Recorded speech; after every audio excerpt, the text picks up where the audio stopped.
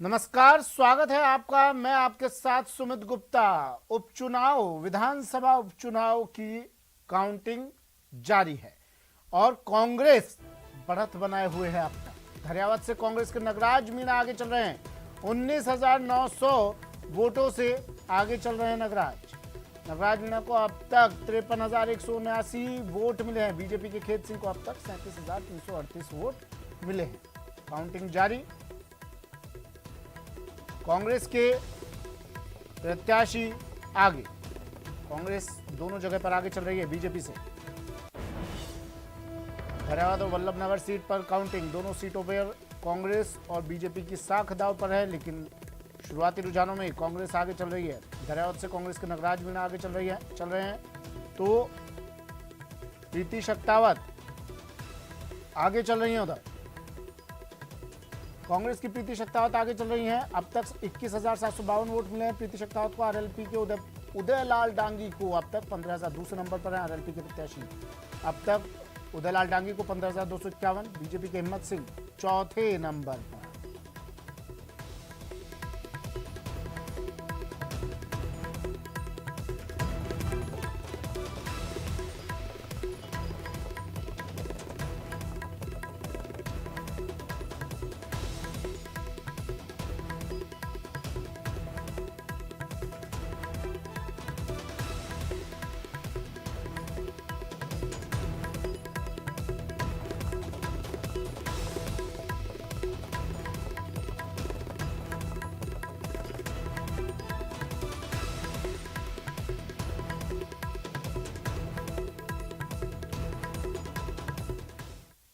चलिए, हमारे मेहमान अब हमारे साथ जुड़ गए हैं और इनसे जान लेंगे अब तक के रुझानों के बारे में, क्या आगे की उम्मीद इनकी कहती है। पुष्पेंद्र भारद्वाज जी, कांग्रेस नेता पुष्पेंद्र भारद्वाज हमारे साथ जुड़े हैं। पुष्पेंद्र जी, स्वागत है न्यूज़ 18 राजस्थान पर आपका। मनीष पारिक जी बीजेपी से हमारे साथ जुड़े हैं।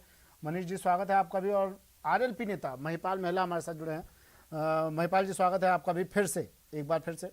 सबसे पहले पुष्पेंद्र भारद्वाज जी, आपके पास आ रहा हूँ सर मैं। शुरुआती रुझान जीत की ओर संकेत दे रहे हैं, क्या लग रहा है, आगे बढ़ते हुए नजर आ रहे हैं आप?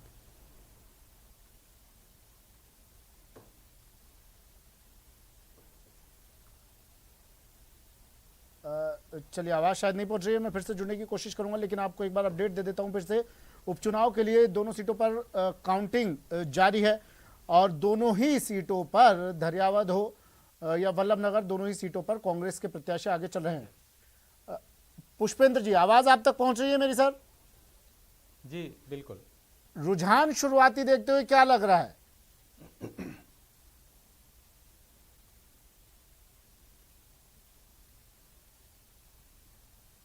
पुष्पेंद्र जी, आवाज सुन पा रहे हैं मेरी आप? हाँ, अब आ रही है सर, शुरुआती रुझान कांग्रेस की जीत की ओर इशारा कर रहे हैं, लगता है आपको ऐसा?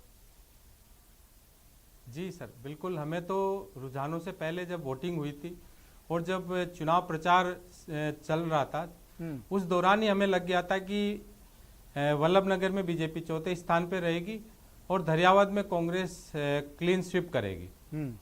और ऐसा ही रुझानों में आ रहा है और ये रुझान परवान चढ़ते चढ़ते, और जब फाइनल रिजल्ट आएंगे तो एक तरफा कांग्रेस जीतेगी।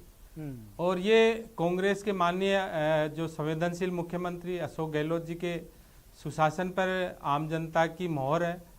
कोरोना काल के अंदर मानवता की एक मिसाल बनकर के इस देश में जो आम जनता की इस राजस्थान में सेवा की है, देश में एक मिसाल बने अशोक गहलोत जी और पूरी कांग्रेस पार्टी के कार्यकर्ता। आज उनके किए गए कार्यों पर मोहर लगी है और आप समझ सकते हो कि ये जो सेमीफाइनल एक तरह से 2021 आ चुका है और जो उपचुनाव हुए हैं यहाँ पे 5 जगह पे, आज के चुनाव के रिजल्ट के बाद में 4 जगह उपचुनाव कांग्रेस जीत करके 2023 के अंदर इस राजस्थान के अंदर जो परिपाटी चली आ रही है, कभी कांग्रेस कभी बीजेपी, उस परिपाटी का इस बार खत्म होगा, परिपाटी खत्म होगी और इस बार कांग्रेस वापस आने वाले 5 साल के लिए 2023 के बाद में वापस मैंडेट के साथ में आएगी और अशोक गहलोत जी के नेतृत्व में चुनाव जीतेंगे। मनीष पारिक जी, क्या हो गया ये अचानक से, इतना बैकफुट पर कैसे चलेगा आखिर शुरुआती रुझान में? नहीं, बैक बैकफुट की बात नहीं है, बड़ी बात ये भी है कि लोकल एस्पेक्ट्स पे होते हैं। हमने पूरी कोशिश करी कि जो कांग्रेस ने, पार्टी की सरकार ने भ्रष्टाचार किया उनको उजागर करें। हमने पूरी कोशिश करी कि जो 35,000 रुपये का कंसनट्रेटर खरीदा था ऑक्सीजन का 1 लाख रुपए में, उसको एक्सपोज करें। और ये जनता के विषय बीच में गए हैं, लेकिन मैंने आपको कहा कि लोकल एस्पेक्ट है, ट्रायंगल फाइट है, बीटीपी का उम्मीदवार मैदान में उतरना है, कई बातें हैं जिसके कारण से कभी कभी लोकल चुनाव प्रभावित होते हैं। लेकिन आप ये भी पक्का मानते हैं कि ये कोई भारतीय जनता पार्टी के जो उम्मीदवार हैं उनको जनता ने वोट नहीं दिया है, ये उस पर्टिकुलर एस्पेक्ट पर है। लेकिन सबसे बड़ी बात है कि वोटों का जो डिवीज़न है वो इस अंतर का कारण है। और वोटों का डिवीज़न जो है वो कभी भी बायलैटरल होता है, हमेशा वो कोई सिंगल एस्पेक्ट पे काम नहीं कर सकता है। मैं समझता हूँ कि 80 करोड़ लोगों को देश में मुफ्त राशन मिल रहा है, सबको फ्री वैक्सीनेशन हो रहा है, तो लोक कल्याणकारी नीतियां तो भारतीय जनता पार्टी की केंद्र सरकार ही, उसको भी लोगों ने सोचा मोदी जी तो कल्याणकारी काम करते ही करते हैं, उसको इस चुनाव पर कोई एस्पेक्ट नहीं सोचा। एक दूसरी बात, मैंने कहा कि 10,000 करोड़ रुपए की जो खान है उसको 5 करोड़ में अलॉट कर दिया सरकार ने। अगर 15 रुपए का ऑक्सीजन मास्क 150 रुपए में खरीदना पड़ रहा है तो सरकार का फेल्योर है।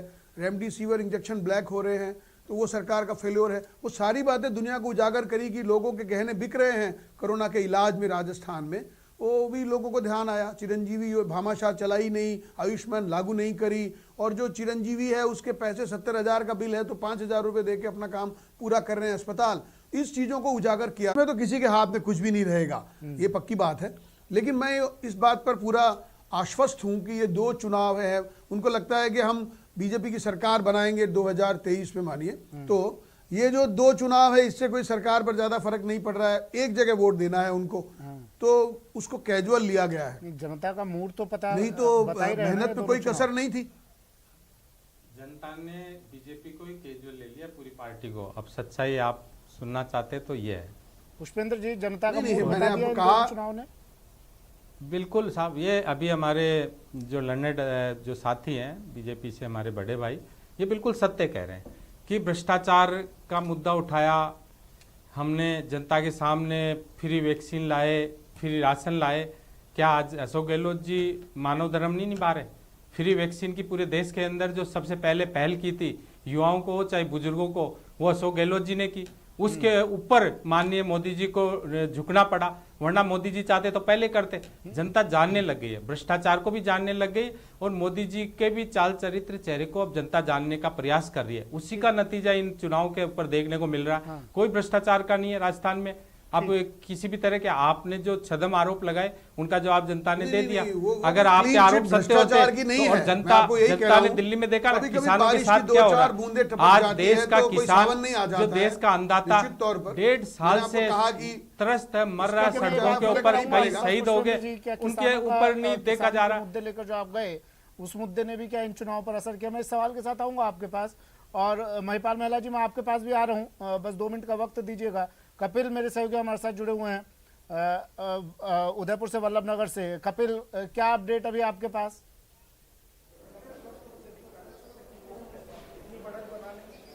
देखिए, दोनों ही सीटें जो की है वल्लभ नगर में, उदयपुर की वल्लभ नगर और प्रतापगढ़ जिले की धरियावद, यहाँ पर कांग्रेस अच्छा प्रदर्शन करती हुई नजर आ रही है, और वहीं भारतीय जनता पार्टी का प्रदर्शन यहाँ पर काफी निराशाजनक है। देखिए, इसका एक बड़ा कारण सामने आता है कि ये टिकट वितरण में जिस तरह से बदलाव किए गए, इन वक्त पर जिन प्रत्याशियों को पुख्ता तौर पर माना जा रहा था कि बीजेपी इन्हीं पर दाव खेलेगी, उन्हें हटाकर नए प्रत्याशियों पर दाव खेला गया, तो ये एक बड़ा कारण माना जा रहा है। अगर हम धरियावद की बात करेंगे तो आप देखिए कि बड़े आदिवासी नेताओं को दरकिनार करते हुए एक नए नाम को सामने लाया गया। ये एक बड़ा कारण है कि नगराज मीणा जो पिछले 2 चुनाव से लगातार हार का सामना कर रहे थे, इस बार एक बड़ी बढ़त की ओर आगे बढ़ रहे हैं। करीब 22,000 से ज्यादा वोटों की बढ़त प्राप्त कर चुके हैं। और सबसे महत्वपूर्ण बात, दरियावद में बीजेपी और निर्दलीय उम्मीदवार के बीच में टक्कर नजर आ रही है। दूसरे और तीसरे की पोजीशन के लिए बहुत कम वोटों का डिफरेंस दोनों में नजर आ रहा है। अब वल्लभ नगर विधानसभा सीट की बात करेंगे तो आप देखिए कि यहाँ पर उदयलाल डांगी को भाजपा टिकट देगी, ये तय माना जा रहा था, लेकिन उनका टिकट काट दिया गया। और जब वे आरएलपी से चुनाव लड़ने पहुंचे तो आरएलपी से उनका प्रदर्शन आप देख सकते हैं। 7 राउंड की काउंटिंग पूरी हो चुकी है और लगातार वे 7 राउंड तक दूसरी पोजीशन पर बरकरार है। हालांकि कांग्रेस की प्रीति शक्तावत यहां पर पहली पोजीशन पे 501 वोट से प्रीति शक्तावत यहां पर 7वें राउंड के बाद में लीड कर रही है। तीसरी पोजीशन पे जनता सेना के रणधीर सिंह जो करीब 12,000 वोट प्राप्त कर चुके हैं, और यहां पर भारतीय जनता पार्टी चौथे नंबर पर। देखिए, अब मुख्यमंत्री ने जब यहां पर सभाएं की थी तो उन्होंने दावा किया था कि वल्लभनगर में बीजेपी की चौथी पोजीशन रहेगी, और अभी तक के जो रुझान सामने आ रहे हैं उसके अनुसार बीजेपी लगातार चौथी पोजीशन पे बनी हुई है। तो इसका एक बड़ा कारण टिकट वितरण में जिस तरह से नवाचार करने की कोशिश की गई, कुछ नया करने की कोशिश की गई, लेकिन बीजेपी के आला नेताओं के लिए ये जो प्रयास था वो उल्टा पड़ता हुआ नजर आया। नवाचार खतरनाक साबित हो गया।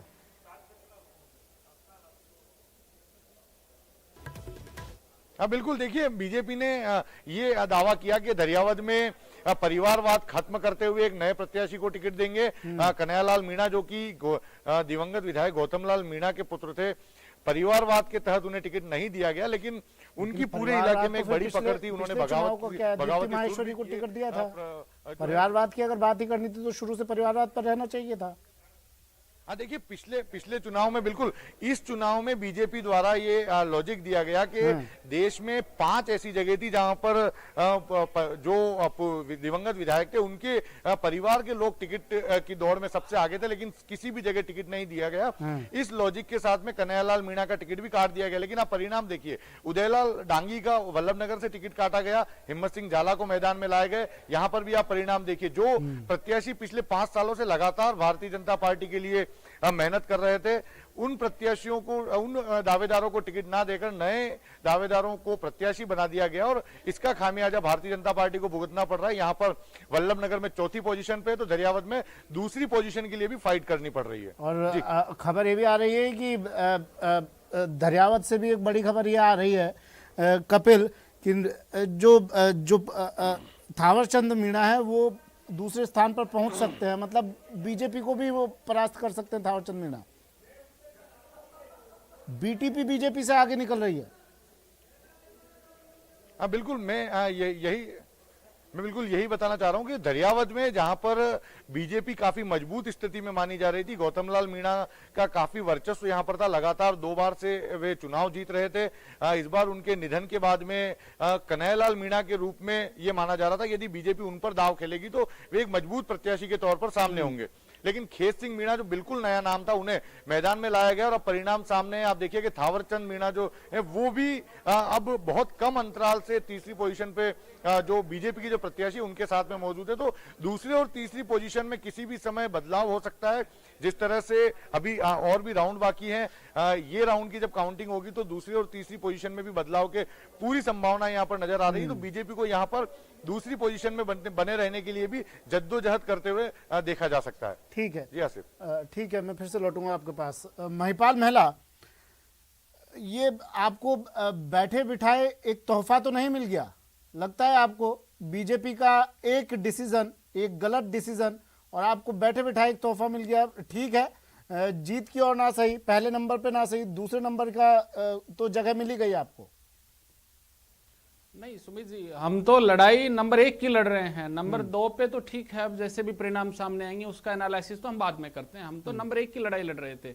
रही बात बैठे बैठे तोहफे की, आप कह रहे हैं तो किसी की आपदा, बीजेपी की आपदा आज आरएलपी के लिए अवसर बन रही है, तो हर आदमी ये चाहता है कि मुझे किसी ऐसी पार्टी में जाना चाहिए जहां से मैं चुनाव जीत सकता हूं। राष्ट्रीय लोकतांत्रिक पार्टी का दामन भारतीय जनता पार्टी के बागी प्रत्याशी ने इसलिए थामा कि उनको ये लगा कि आरएलपी का एक वहां वोट बैंक है, उसके आधार पे उनका साथ लेकर मैं चुनाव जीत सकता हूं। देखिए, विधानसभा चुनाव 2018 के बाद 3 बाई इलेक्शन हुए हैं, 3 बार बाई इलेक्शन हुए हैं राजस्थान में। खींवसर की सीट राष्ट्रीय लोकतांत्रिक पार्टी ने जीती, 2019 में चुनाव हुए। पिछली दफा जब ये पिछला जो चुनाव था उसमें बहुत शानदार और कड़ा मुकाबला, भारतीय जनता पार्टी तो बिल्कुल हमारे बराबर रही थी। सुजानगढ़ का जो चुनाव था उसमें हमारे प्रत्याशी ने बहुत अच्छा चुनाव लड़ा, सहाड़ा में बहुत अच्छा चुनाव लड़ा, और अब मेवाड़ में राष्ट्रीय लोकतांत्रिक पार्टी वहां नंबर 1 और नंबर 2 की लड़ाई लड़ रही है। तो ये इस बात की ओर इशारा करता है कि प्रदेश में तीसरे विकल्प के रूप में जो 2018 में जो पार्टी बनी थी, कांग्रेस पार्टी की एक मजबूरी के कारण भारतीय जनता पार्टी को वोट मिल रहा, और भारतीय जनता पार्टी के कुशासन को हराने के लिए कांग्रेस को वोट मिल रहा था। कोरोना प्रबंधन को लेकर आदरणीय कांग्रेस पार्टी के नेता और भारतीय जनता पार्टी के नेता दोनों, पारिक साहब और पुष्पेंद्र साहब, दोनों ये कह रहे हैं कि कोरोना पे हमारा बेहतर प्रबंधन रहा, जबकि ये प्रदेश और देश की जनता जानती है कि कोरोना के कुप्रबंधन से कितने हजारों हजार लोगों की जाने गई हैं। ठीक है, मैं आ रहा हूँ आपके पास। नगराज मीणा आगे चल रहे हैं और पत्रकारों से बात की है, क्या कुछ कहना है सुन लेते हैं। महंगाई इतनी बढ़ा दी, डीजल, पेट्रोल, गैस और खाने का तेल, केंद्र सरकार जो बैठी है दिल्ली में, उसके खिलाफ जनता ने वोट दिया। जनता परेशान है, त्राई त्राई कर रही है। इस बार लसाड़िया से आपको बहुत बहुमत मिला, इसका क्या कारण रहा? लसाड़ी से बहुमत मिलना ही था। कांग्रेस ने काम किया वहाँ पर, हमने करोड़ों का काम किया, 300 करोड़ के काम स्वीकृत कराए, कोई मामूली बात नहीं है। 300 करोड़ बहुत मायना रखता है, उसी नाम से वोट दिए जनता ने। दरियावत की जनता को आप क्या शुभकामनाएं देना चाहते हो? दरियावत की जनता को मैं जितनी शुभकामनाएं दूं, जितनी बधाई दूं, उतनी कम है मेरे लिए। इस जीत का श्रेय आप किसे देना चाहेंगे? आम जनता को, कार्यकर्ताओं को, और विशेष करके मेरे जो राजस्थान के मुख्यमंत्री सम्मानीय अशोक गहलोत ने 4 बार प्रोग्राम किया, उनको देना चाहता हूँ। महंगाई इतनी बढ़ा दी, डीजल, पेट्रोल, गैस और खाने का तेल, केंद्र सरकार जो बैठी है दिल्ली में, उसके खिलाफ जनता ने वोट दिया। जनता परेशान है, त्राई त्राई कर रही है। इस बार लसाड़िया से आपको बहुत बहुमत मिला, इसका क्या कारण रहा? लसाड़ी से बहुमत मिलना ही था। कांग्रेस ने काम किया वहाँ पर, हमने करोड़ों का काम किया, 300 करोड़ के काम स्वीकृत कराए, कोई मामूली बात नहीं है। 300 करोड़ बहुत मायना रखता है, उसी नाम से वोट दिए जनता ने। दरियावत की जनता को आप क्या शुभकामनाएं देना चाहते हो? दरियावत की जनता को मैं जितनी शुभकामनाएं दूं, जितनी बधाई दूं, उतनी कम है मेरे लिए। इस जीत का श्रेय आप किसे देना चाहेंगे? आम जनता को, कार्यकर्ताओं को, और विशेष करके मेरे जो राजस्थान के मुख्यमंत्री सम्मानीय अशोक गहलोत ने 4 बार प्रोग्राम किया, उनको चलिए, तो आम जनता को क्रेडिट दे रहे हैं। लसाड़िया से अच्छा इन्हें वोटिंग मिली है, लसाड़िया से अच्छा समर्थन मिला है। लेकिन महेश शर्मा जी, सर मैं आपके पास आ रहा हूँ। मार्जिन को लेकर क्या लग रहा है आपको? ये मार्जिन अभी और बढ़ेगा क्या इन प्रत्याशियों के बीच में? आरएलपी कांग्रेस के, अब बीजेपी तो टक्कर में रही नहीं वल्लभ नगर में, आरएलपी कांग्रेस के बीच की बात करें या फिर दरियावत की बात करें? ये देखिए, इसमें जो मार्जिन बढ़ेगा इसमें तो कोई दो राय नहीं है, क्योंकि अभी राउंड और कुछ बाकी है। और ये भी मालूम पड़ गया है कि जिस तरह से कांग्रेस ने वल्लभ नगर में सहानुभूति की लहर बटोरी और भाजपा दरियावत में सहानुभूति की लहर नहीं बटोर पाई, ये सबसे बड़ा एक उदाहरण है। जबकि ये आप ये देखिएगा, पिछले चुनाव के अंदर राजमंच जिस तरह से मतलब जो बीजेपी को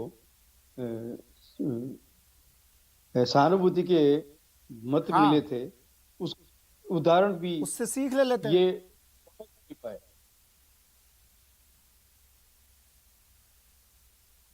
उसकी सीख भी नहीं ले पाया ये। हाँ। और ये मान के चलिए, उपचुनाव में सत्तारूढ़ जो दल है हमेशा उसका पक्ष भारी रहता है। अब ये उपचुनाव जो हो रहे हैं, अब इस 2 साल का कार्यकाल रहा है, बहुत कम समय है। इस सूरत में आम जनता भी ये समझती है कि उसे किसकी और किसे समर्थन देना है ताकि उस क्षेत्र का विकास हो सके। दूसरा ये भी है कि पार्टी एकजुट थी, कांग्रेस पार्टी एकजुट थी। और तीसरा ये है कि उसने सहानुभूति की लहर को बुलाने की कोशिश की है। और जो भाजपा दरियावत में सहानुभूति की लहर खो चुकी थी, वहां पे जैसे कांग्रेस विधायक दल के नेता मुख्यमंत्री अशोक गहलोत, जो दिवंगत भाजपा के विधायक थे, उनके पुत्र के सांत्वना संवेदना व्यक्त करने के, उसका भी बहुत बड़ा प्रभाव है।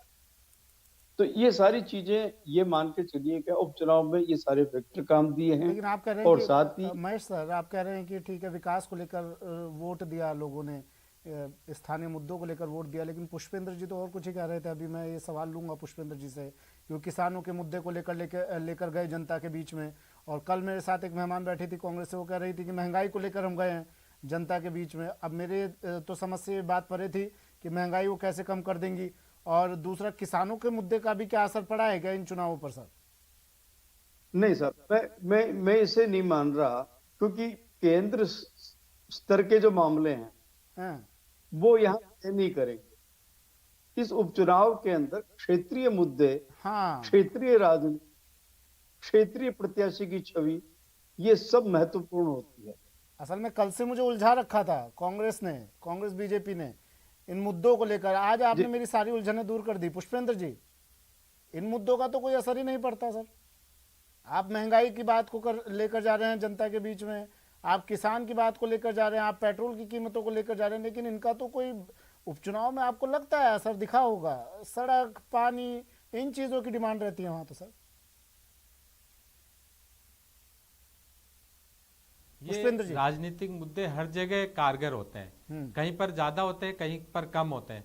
आज देश में महंगाई बढ़ रही है, देश में डीजल पेट्रोल के दाम बढ़ रहे हैं, तो चाहे वो आदिवासी क्षेत्र हो, चाहे किसी भी राज्य का, किसी भी देश का, प्रदेश का कोई भी विधानसभा क्षेत्र हो, क्या वो प्रभावित नहीं होता है? आज जो महंगाई बढ़ रही है उससे हर व्यक्ति प्रभावित होता है। साथ में जो स्थानीय जो राजनीति के जो पुरोधा होते हैं, जो वहाँ के सीएम होते हैं, वहाँ पे लीडर्स होते हैं जो कांग्रेस के, जैसे माननीय हमारे प्रदेश अध्यक्ष गोविंद सिंह डोटासरा जी भी गए वहाँ पे और जनता के सामने अपना पक्ष रखा, कांग्रेस का पक्ष रखा कि किस तरह से आप कांग्रेस को वोट देंगे तो आपको बेनिफिट होंगे। कांग्रेस की सरकार है, सरकार के साथ में जुड़ने से बहुत सारे और भी फायदे मिलेंगे।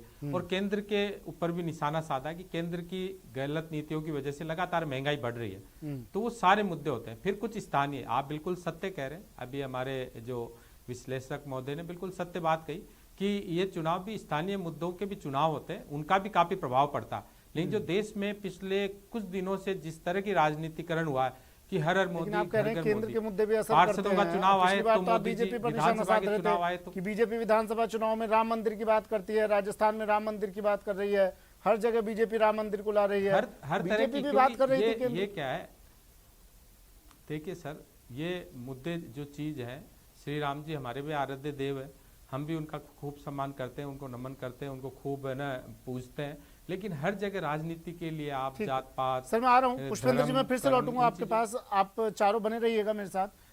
वक्त एक छोटे से ब्रेक का है, मैं ब्रेक ले रहा हूँ, तुरंत हाजिर हो रहा हूँ। इस न्यूज हेडलाइंस के प्रायोजक पेट सफा आयुर्वेदिक जून, पेट सफा हर रोग दफा।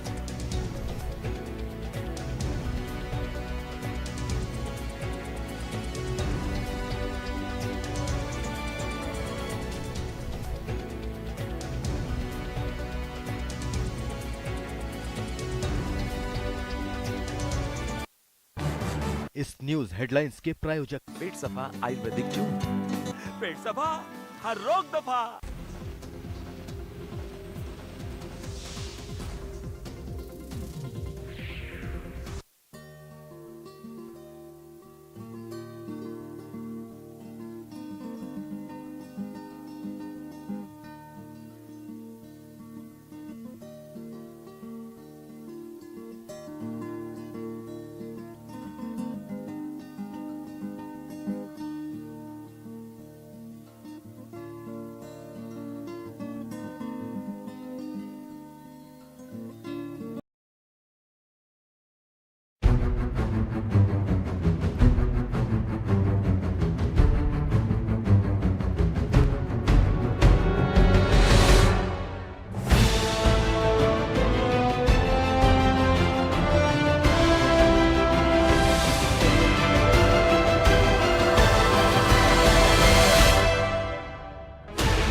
Sixteen channels, 15 languages, 26 states, 1,200 plus reporters, 66.9 crore viewers. India's largest news network, News 18 Network.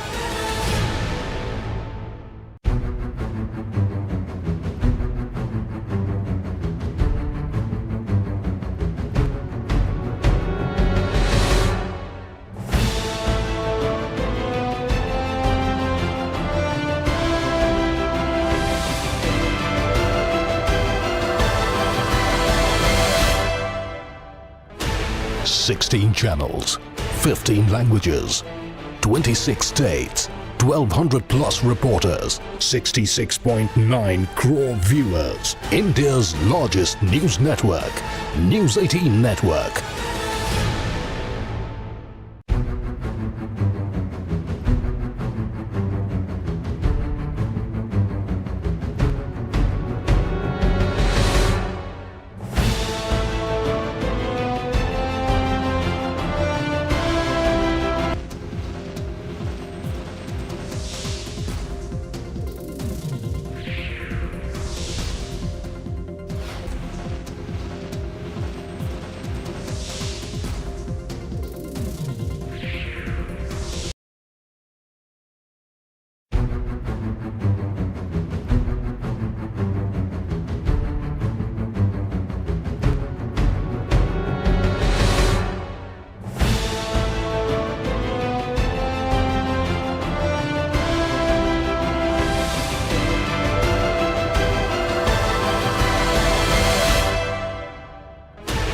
16 channels, 15 languages, 26 states, 1200 plus reporters, 66.9 crore viewers. India's largest news network, News 18 Network.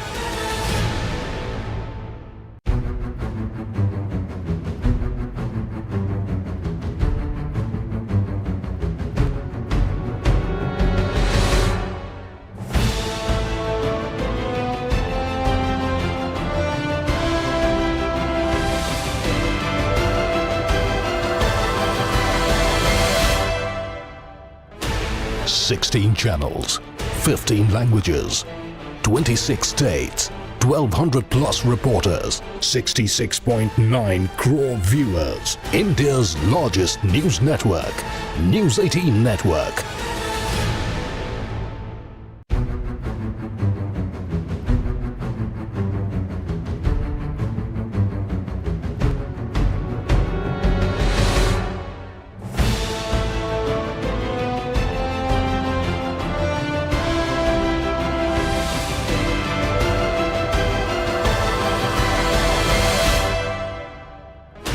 Sixteen channels, 15.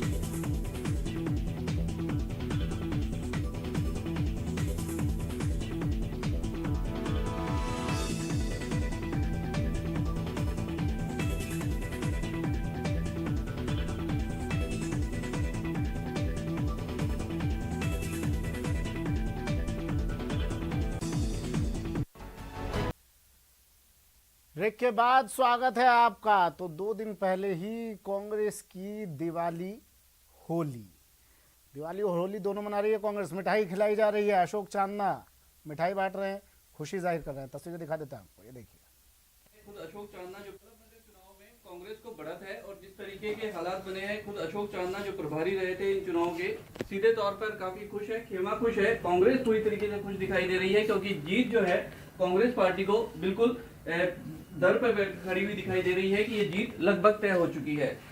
19,000 से ज्यादा मतों का फर्क उस दरियावाद सीट पर हो चुका है जिस पर कांग्रेस की। चंचल मेरे सहयोगी हमारे साथ जुड़े हुए हैं। चंचल, कांग्रेस के पास अब मौका है, 2 दिन पहले दिवाली मनाने का निश्चित हो गई है कांग्रेस, मान लिया जाए। जी बिल्कुल, कांग्रेस को दिवाली मनाने का मौका मिल गया है क्योंकि अभी मात्र 2 राउंड की मतगणना और बाकी है, लेकिन कांग्रेस के पास लगभग 21,000 से अधिक की लीड ले चुकी है। तो ये कह सकते हैं कि कांग्रेस अब दिवाली मना रही है। इस वक्त जिस प्रकार से बाहर जो है मतगणना केंद्र जो है उसके बाहर बड़ी संख्या में आतिशबाजी भी हो रही है और कांग्रेस के कार्यकर्ता जो है वो जश्न मना करके दिवाली मना रहे हैं। यहाँ पर कांग्रेस के आला नेता प्रतापगढ़ विधायक रामलाल मीणा और खुद नगराज मीणा सहित पूर्व जिलाध्यक्ष और सभी यहाँ मतगणना स्थल पर आ चुके हैं और वो अभी यहाँ पर अपनी जीत का जश्न मनाने के लिए बैठे हुए हैं। हम आपको दिखाना चाहेंगे, सारे नेता यहीं पर बैठे हुए हैं। हम उनसे बात करने की भी कोशिश करते हैं कि वो किस प्रकार से इस जीत का जश्न मनाने की तैयारी कर रहे हैं।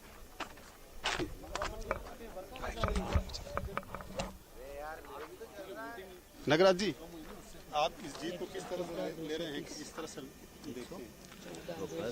मेरी जीत आम जनता का प्यार, मोहब्बत, कार्यकर्ताओं की मेहनत और राज्य सरकार का सहयोग।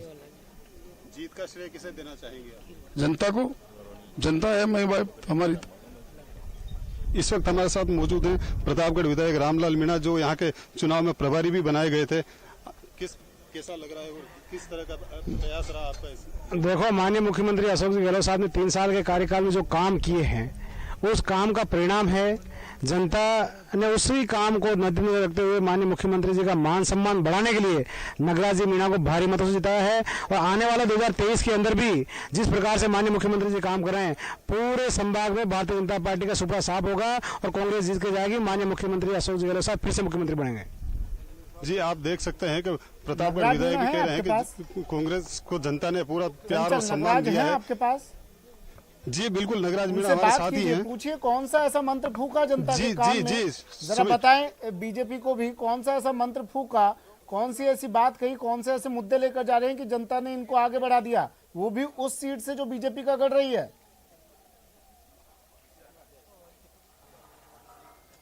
जी नगराज जी, आखिर ऐसा कौन सा मंत्र फूका जनता के कान में जो बीजेपी की 2 बार से लगातार बीजेपी की सीट रही थी, लेकिन जनता ने आपको आगे बढ़ा दिया? ऐसा है, जनता हमारी माई बाप होती है और सारी चीजों पे आंकलन करती है। वो कौन अच्छा व्यक्ति है, कौन बुरा है। देखिए, मैं चुनाव हारा ना 2013 और 2018 में, उसके बाद मैंने जनता से मिलना जुलना कम नहीं किया और सरकार हमारी बनी 2018 में, तो हमने सम्मानीय अशोक गहलोत साहब को जो काम हमने लिख के दिए वो सारे काम उन्होंने स्वीकृत किए। उस बात का जनता ने मुझे वोट दिया है। कन्हैया लाल मीणा का टिकट कटा, उसका फायदा मिला? इनका कहना है कि जनता से इन्होंने दूरी नहीं बनाई और लगातार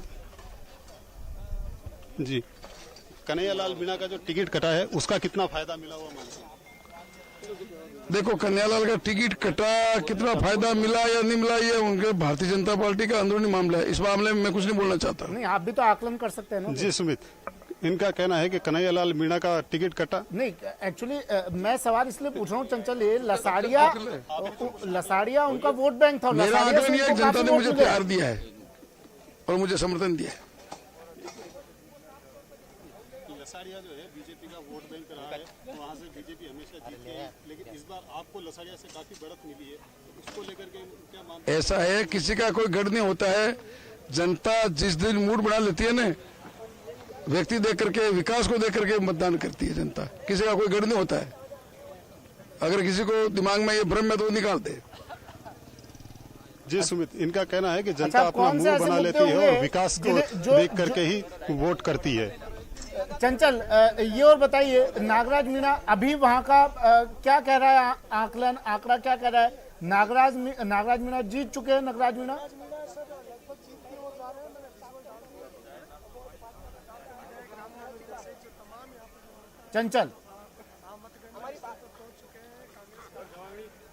चंचल आवाज सुन पा रहे हैं आप मेरी?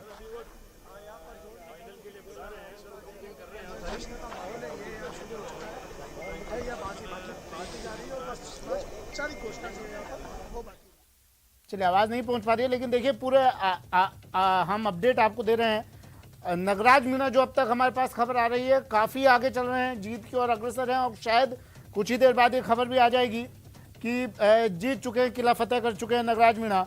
लेकिन मनीष जी, मुझे सवाल ये पूछना है सर, जो सवाल अभी मैंने नागराज मीणा जी से भी किया, लसाड़िया में आप लोग क्यों पिछड़ गए सर?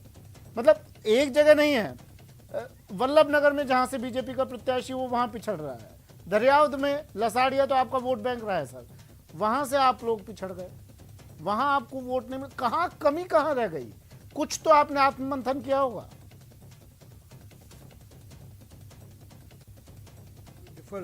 कभी कभी इट मैटर्स की कोई स्थिति परिस्थिति क्या होती है लोकल आधार पर, लेकिन ये भी मूल रूप से दिखाई दे रहा है कि जो सत्ताधारी पार्टी है उसका विधायक अगर होगा तो हमको कुछ बेनिफिट हो सकता है, ये सोचकर लोगों ने सत्ता के साथ जाना स्वीकार किया। नहीं सर, ऐसा तो मत कहिए। और देखिए, मैं सुबह से सुन रहा हूँ, कभी कहा जाता है कि कांग्रेस सरकारी मशीनरी का दुरुपयोग कर रही है, अब सत्ताधारी विधायक शुरुआत में सरेंडर कर देते ना। पिछली बार अगर आपको इतना डर था तो बाइकआउट कर देते इलेक्शन का, सरेंडर कर देते कि भाई सत्ताधारी पार्टी का विधायक है, हमें तो जीतना है नहीं, हम सरेंडर कर रहे हैं। क्यों आपने प्रत्याशी खड़ा किया? आप जब टिकट बांट रहे थे उसमें तो आपके सिर फुटबॉल हो रही थी, आपकी मनमर्जी नहीं चल रही थी, और अब आप कह रहे हैं सत्ताधारी पार्टी का विधायक था इसलिए हम हार गए। जनता के फैसले का आप अगर ये कहेंगे मनीष जी कि हम अपनी बात रखने में शायद ठीक से अपनी बात लोगों तक नहीं पहुंचा पाए तो ये बात शायद पचने वाली है, लेकिन अगर आप कहेंगे सत्ताधारी पार्टी का विधायक था इसलिए हम हार गए, कहां से पचेगी सर ये बात? बोलिए मनीष जी। आर तिवारी जी, आ रहा हूं मैं आपके पास। मनीष जी, मैंने यही निवेदन किया, कभी कभी 2-4 बारिश की बूंदें पड़ जाती है, सावन नहीं आया है, इनको याद रखना चाहिए। सावन तो मौसम पे आएगा। जनता का मूड तो बता देती है, वो बारिश की बूंदें मौसम का हाल बता देती हैं सर, बारिश की बूंदें बता देती हैं मौसम का हाल। राज्य की जनता ने अहंकार का जवाब दिया। 2 सीट पे आप देखिए, मैं यही कहना चाहता हूँ, जो पूरी बात शिद्दत से बताई गई है, जनता के सामने विषय रखे हैं कि ये भ्रष्टाचारी कांग्रेस की सरकार है, इसने मुसीबत पैदा करी है लोगों के लिए कोरोना काल में। हमने बताई ये बात, अभी हमने कहा हारे, आपने देखा कैसे खरीद बेच किया, आपने कैसे खरीद लिए बेच लिए हैं, और बहुमत तो भारतीय जनता पार्टी। टिकट बंटवारे में कहीं कोई गलती लगी आपसे, कोई कमी रह गई, भूल चूक हो गई, घोड़ा खरीद करी आपने, उसके कारण अलवर में आपका जिला प्रमुख बना है। मनीष जी, टिकट बंटवारे में कोई गलती हो गई आपसे? चाहती है वो सरकार बन। आप परिवारवाद की बात कर रहे हैं कि हमने इसलिए टिकट नहीं दिया क्योंकि परिवारवाद का मैसेज ना जाए, लेकिन आप वही परिवारवाद राजसमंद में चलने देते हैं। की बेटी को कैसे लड़ा दिया आपने राजसमंद में, अगर परिवारवाद की बात करते हैं? हाँ, मैंने पूछ लिया सर। कन्हैयालाल मीणा को आपने हाँ, जवाब दे रहे हैं मनीष जी, ले लेते हैं। तिवारी साहब, मनीष जी, सवाल मैंने वही किया है। मनीष जी, आप एक जगह पर परिवार चलने देंगे और दूसरी जगह पर परिवारवाद नहीं? जी, मैंने आपको कहा ये सीट टू सीट डिफर करता है। जब प्रत्याशी का चयन होता है तो पूरी कमेटी बैठती है, किसी व्यक्ति की कोई राय हो सकती है, लेकिन मतलब गलती हो गई आपसे। ये भाजपा का सामूहिक नेतृत्व है। बड़ी खबर आ रही है, मैं आ रहा हूं फिर से आप लोगों के पास। बड़ी खबर इस वक्त की, काउंटिंग जारी, नगराज मीणा आगे 22,343 वोट से कांग्रेस के नगराज मीणा आगे। नगराज मीणा को अब तक 62,174 वोट मिले हैं। बीटीपी के ये देखिए चौंकाने वाला रुझान, बीटीपी के थावरचंद मीणा, जिनका अब तक तो कहीं नाम नहीं था, लेकिन बीटीपी दूसरे नंबर पर। बीजेपी तो पूरी तरह से पस्त हो गई है यहाँ पर। विधानसभा उपचुनाव की काउंटिंग जारी, बीटीपी के थावरचंद दूसरे नंबर पर, कांग्रेस के बाद बीटीपी।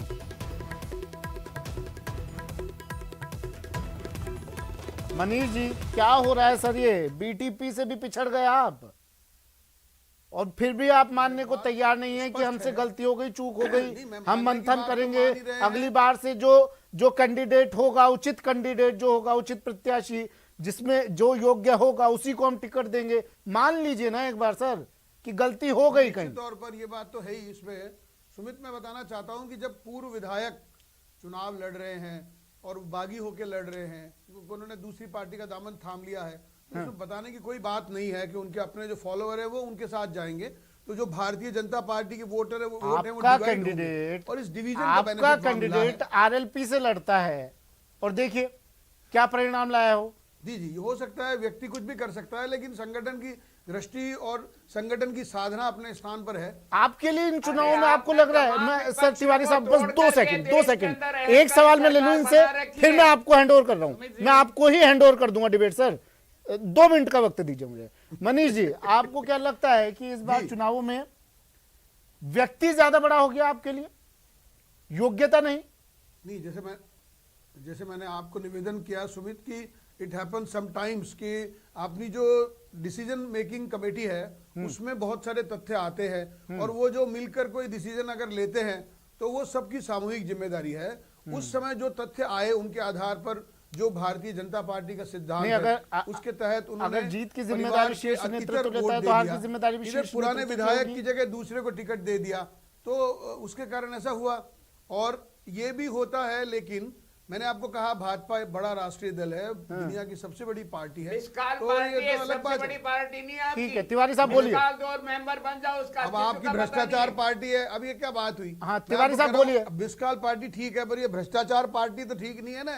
आपने भ्रष्टाचार किया है, आपकी दुनिया में अखबार में छपे हैं, पत्रकारों ने कहा है कि 35,000 का ऑक्सीजन कंसंट्रेटर 1 लाख रुपए में खरीदा आपने, अब पैसे बना लिए आपने, अब भ्रष्टाचार कर रहे हो।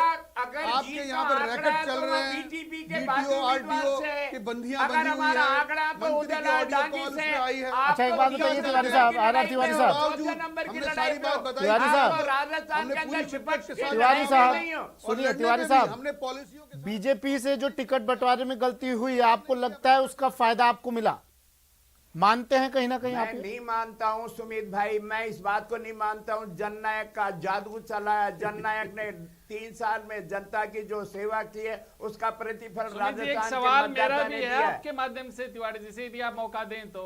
हाँ बोलिए सर। मेहरा जी, मैं आपसे भी कहूंगा, लेकिन मैं पहले तिवारी जी, राजस्थान के जननायक ने वादा किया था, ये भारतीय जनता पार्टी वाले तो आरोप लगा रहे थे। प्रभु बोलिए एक सवाल ले लीजिए तिवारी साहब, एक सवाल ले लीजिए। प्रभु तिवारी जी, एक सवाल तो ले लो मेरा। हाँ बोलिए महिला साहब। तिवारी जी बहुत, सुमित जी, तिवारी जी बहुत ज्यादा, हद से ज्यादा खुश हैं और होना भी चाहिए कि इनकी पार्टी दोनों जगह चुनाव में लगभग जीतने की स्थिति में है, इस बात में कोई दो राय नहीं है।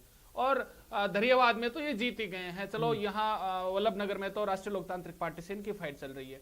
इसका मतलब जनता ने कांग्रेस पार्टी और इनके जो जननायक हैं उनके प्रति एक प्यार दिखाया है, तो लगे हाथ आप जनता को भी वापिस लौटा दीजिएगा ना, किसानों का कर्ज माफ करके। अरे राष्ट्रीयकरण वाले बैंकों को हम कैसे रोका सकते हैं? हनुमान मीणा को कहना चाहिए भारतीय जनता पार्टी के शासन में बीजेपी के साथ में आप बैठे हुए थे, लोग आपकी पार्टी ने मोदी सरकार से समझौता किया था, केंद्रीय बैंकों का पैसा हम माफ नहीं कर सकते, सरकारी बैंकों का तो हमने माफ किया। मान लिया सर, बधाई स्वीकार करो, आप धरियावाद जीत रहे हैं। हमेशा थी। अरे सर बधाई, तिवारी साहब सुन लेते हैं बात तो पूरी होने दो। महिपाल जी की बात खत्म होने दीजिए, फिर मैं आता हूँ आपके पास। आप खुशी से स्टूडियो में ही नाचोगे क्या? बड़े नेता हो। ठीक है महिपाल जी, 2 मिनट, महिपाल जी 30 सेकंड में जल्दी बात खत्म कीजिए। सुमित जी, मैं आपके माध्यम से यही बात कह रहा हूं कि जनता ने कांग्रेस पार्टी को आशीर्वाद दिया, इसमें कोई दो राय नहीं। बाई इलेक्शन में आप लोग चुनाव जीत के आ रहे हैं, तो लगे हाथ तिवारी जी वाली पार्टी अब तो ये घोषणा करवा दे, दीपावली पे तोहफा दिलवा दे कि यहाँ किसानों का कर्ज माफ कर रही है, बिजली हाफ कर रही है, और परिवहन मंत्रालय में जितना बड़ा घोटाला हो उनकी सबकी जांच कर रही है, भर्तियों के खिलाफ एक ठीक कानून बना के लेके आ रही है। और अब तो जिस तरीके से राम राज्य की बात करने वाले लोगों ने आज रावण राज्य की तरफ धकेल रखा है प्रदेश को, जिसमें पुलिस, मजिस्ट्रेट, डॉक्टर, सारी जगह महिलाओं को जिस तरीके से देखा जा रहा है और उनके साथ कुकृत्य किए जा रहे हैं, कांग्रेस पार्टी की तो जिम्मेदारी बनती है, सरकार वही तो चला रही है। लगे हाथ आपको इतना मैंडेट मिला है, कुछ जनता को भी दे दीजिएगा ना तिवारी जी। इतने यहाँ डांस करने से कुछ नहीं होगा, काम कीजिएगा। ठीक है महेश सर, महिपाल महिला जिस तरह से सरकार से सवाल पूछ रहे हैं, मनीष पारिक जी ने भी कई चुनाव से पहले जब टिकट घोषणा की थी उस वक्त पर जीत के दावे किए थे और कहा था कई कमियां हैं, इस बार इन दोनों सीटों पर चुनाव बता देगा। क्या आपको लगता है अब तो जब रुझान आ गए, महेश सर, अब जब रुझान आ गए, परिणाम भी कुछ देर बाद आ जाएगा, क्या आपको लगता है कि इन तमाम मुद्दों के बावजूद कांग्रेस जिस तरह से आगे बढ़ रही है, ये बीजेपी की गलती का नतीजा है? महेश सर, टिकट बंटवारे में जो गलती हुई उसका नतीजा है?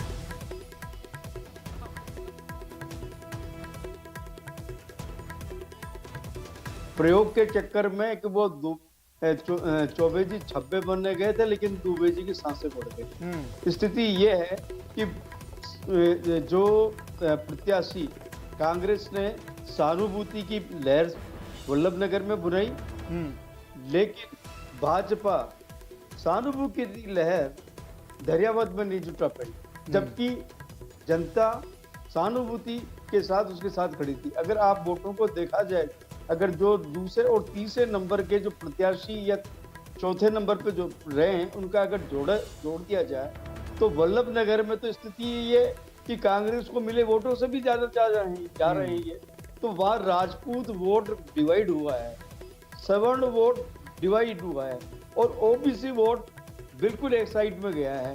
ये इसका एक उदाहरण भी है। और दूसरा, धरियावाद में जो मामला है, बीटीपी भी एक लंबे अरसे से आपके बांसवाड़ा और डूंगरपुर क्षेत्र में अपना विस्तार करती जा रही है, और ये साथ ही इन्हें भी कांग्रेस का सपोर्ट भी मिला हुआ है, और ये पहले भी तय हुआ था, पहले अब भी है, और यही स्थिति हुई है कि बीटीपी नंबर 2 पे आपको धरियावाद में नजर आई है। और बीजेपी ने ये धरियावाद सीट तो बेटे ठाले कांग्रेस को दे दी है। उदयलाल डांगी की तो देखिए सर, पंचायत चुनाव में उनका देखा गया था परफॉर्मेंस किस तरह था, अच्छा होल्ड था उनका, और नेता प्रतिपक्ष तो उनके पक्ष में थे, उनका ऑडियो भी वायरल हुआ था एक नेता प्रतिपक्ष का। तो ये तमाम बातें भी तो असर करती है ना सर, ये भी तो एक फैक्टर है। ये वाली बात तो है, लेकिन जितने परिणाम को ज्यादा प्रभावित करते हैं तो वो क्षेत्रीय राजनीति, क्षेत्रीय नेता के चयन और उस पर बहुत निर्भर करते हैं। और महिला साहब देखिए, आरएलपी की ग्रामीण इलाकों में तो पकड़ देखी गई थी, लेकिन शहरी इलाकों में आरएलपी की आप मानते हैं वो उतनी पकड़ नहीं रही शहरी इलाकों में, लेकिन फिर भी ठीक है, परफॉर्मेंस आपके प्रत्याशी ने कह लें या फिर जो बीजेपी का बागी होकर आया प्रत्याशी उसकी परफॉर्मेंस कह ले, काफी बेहतरीन रही, संतोषजनक रही। नहीं सर, काउंटिंग तो आरएलपी की होगी, सिंबल उनके पास बोतल का है, पार्टी उनकी राष्ट्रीय लोकतांत्रिक पार्टी है, लेकिन वोट तो उनकी इमेज पर मिले, पार्टी की काउंटिंग होगी ना। हाँ, लेकिन वोट तो उनकी इमेज पर मिले, मानते हैं आप? ये इसका अंदाजा आप और मैं नहीं लगा सकते ना। वोट राष्ट्रीय लोकतांत्रिक पार्टी की सिंबल पे मिले, इमेज अपनी जगह है, सिंबल। अब यूं तो कांग्रेस पार्टी के प्रति सत्तावजी नहीं होते तो क्या कांग्रेस पार्टी वहां चुनाव जीत जाती? वो तो कांग्रेस पार्टी के सिंबल पे प्रीति जी को वोट मिले ना। यही नगराज जी मीणा के साथ हुआ, सिंबल को वोट मिले हैं और सिंबल राष्ट्रीय लोकतांत्रिक पार्टी का उदयलाल जी के पास था। ठीक है, मनीष पारिक जी कुछ कहेंगे अब आप चलते चलते क्लोजिंग कमेंट्स में? चंद लाइन ट्राइंगल जो मल्टी, ये कई बार मैंने कहा कि ट्राइंगल एस्पेक्ट होता है, तो उसमें चूंकि अब उदयलाल जी पहले विधायक रहे, वो खुद ही खड़े हो गए, तो उनके अपने वोट हैं, इधर कांग्रेस के अपने वोट हैं, उनके अपने। और बड़ी खबर, उन्होंने पहले बड़ी खबर मनीष जी, मैं आ रहा हूं, बड़ी खबर, नगराज मीणा धरियावद से कांग्रेस प्रत्याशी जीत दर्ज कर ली है। कांग्रेस की जीत धरियावद में, धरियावद बीजेपी का गढ़, धरियावद बीजेपी की सीट, और कांग्रेस ने यहां पर सेंध मारी कर दी है। वल्लभ नगर तो कांग्रेस के खाते में थी और अभी वहां परिणाम आना बाकी है, लेकिन धरियावद जहां पर बीजेपी की जीत सुनिश्चित मानी जा रही थी, वहां बीजेपी को बुरी तरह से पछाड़ा है कांग्रेस ने, बुरी तरह से बीजेपी यहां पिछड़ गई है और कांग्रेस ने यहां पर जीत दर्ज कर ली है। बड़ी खबर इस वक्त की।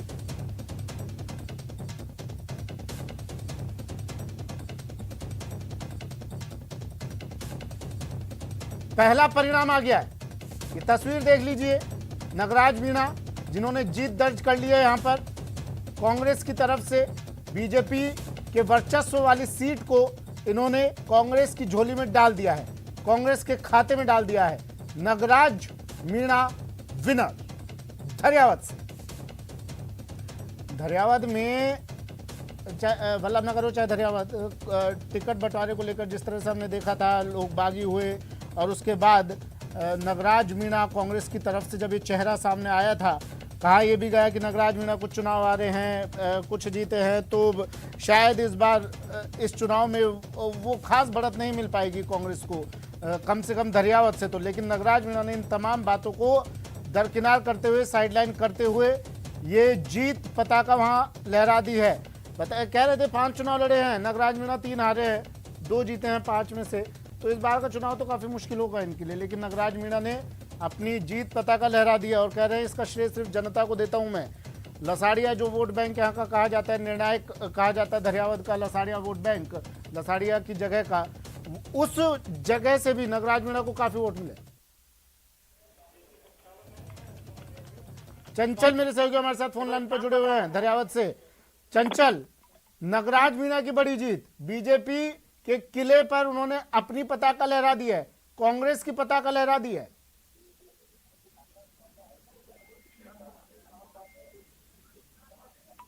चंचल जी, चंचल, अभी थोड़ी देर पहले नगराज मीणा से बात हुई थी, जीत को लेकर आश्वस्त थे, न्यूज 18 से खास बात की थी उन्होंने। जी बिल्कुल, नगराज मीणा अपनी जीत को लेकर के पूरी तरह से आश्वस्त थे। अभी हाल ही में जो 24वें राउंड की मतगणना हुई है उसमें नगराज मीणा 18,747 मतों से आगे हो चुके हैं। अभी हाल डाक मतपत्रों की गिनती चल रही है, जिसके चलते अभी तक ऑफिशियली घोषणा नहीं हो पाई है, लेकिन फिर भी अब ये माना जा सकता है कि नगराज मीणा इस चुनाव को अब जीत चुके हैं। यहाँ पर सबसे बड़ी रोचक बात यह है कि यहाँ बीजेपी तीसरे नंबर पर आ गई है और जो बीटीपी के जो समर्थित निर्दलीय उम्मीदवार जो था थावर चंद, वो बीजेपी से करीब 4,442 मतों से अधिक ले चुके हैं, तो इसके चलते बीजेपी तीसरे नंबर पर आ चुकी है। जी चलिए ठीक है, शुक्रिया चंचल तमाम जानकारी के लिए। तो चंचल बता रहे थे 18,747 मतों से आगे चल रहे हैं और अभी जो बैलेट पेपर होते हैं वो शायद उनकी कुछ मतों की अभी गिनती बाकी है, कुछ ऐसा बता रहे थे चंचल। यानी मतलब जीत सुनिश्चित है नगराज मीणा की, 100% जीते हुए नगराज मीणा यहाँ से, क्योंकि अब तक का जो वोटिंग परसेंटेज बता रहा है वो ये बता रहे हैं नगराज मीणा ने जीत की पताका लहरा दी है। ब्रेक ले लेते हैं।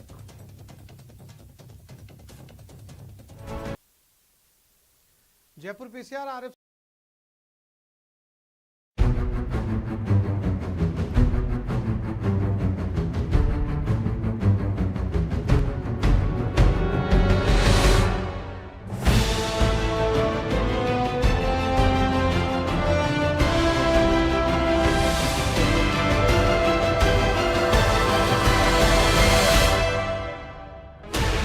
$16 channels, 15 languages, 26 states, 1,200 plus reporters, 66.9 crore viewers. India's largest news network, News 18 Network.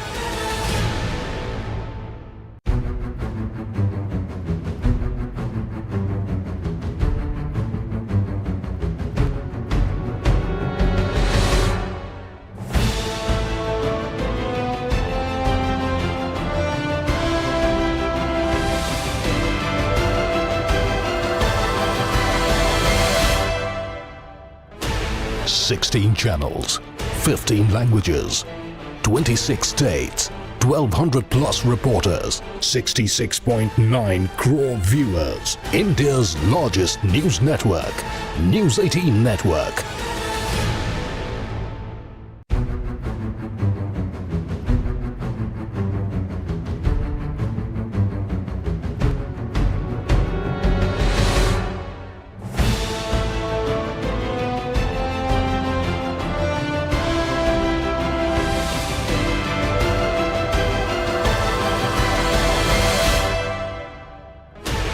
$16 channels, 15 languages, 26 states, 1,200 plus reporters, 66.9 crore viewers. India's largest news network, News 18 Network.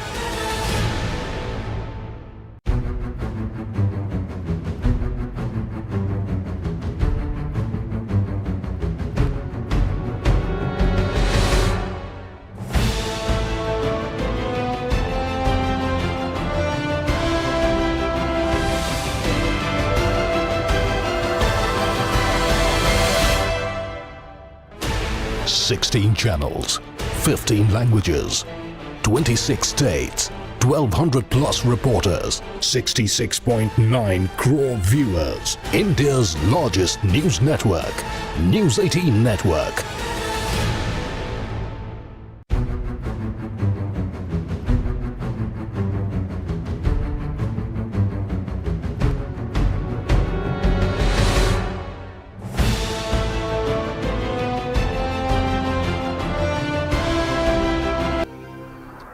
दो के दंगल में कांग्रेस का मंगल ही मंगल। धरियावद में कांग्रेस उम्मीदवार नगराज मीणा जीते। तीसरे नंबर पर बीजेपी उम्मीदवार खेत सिंह।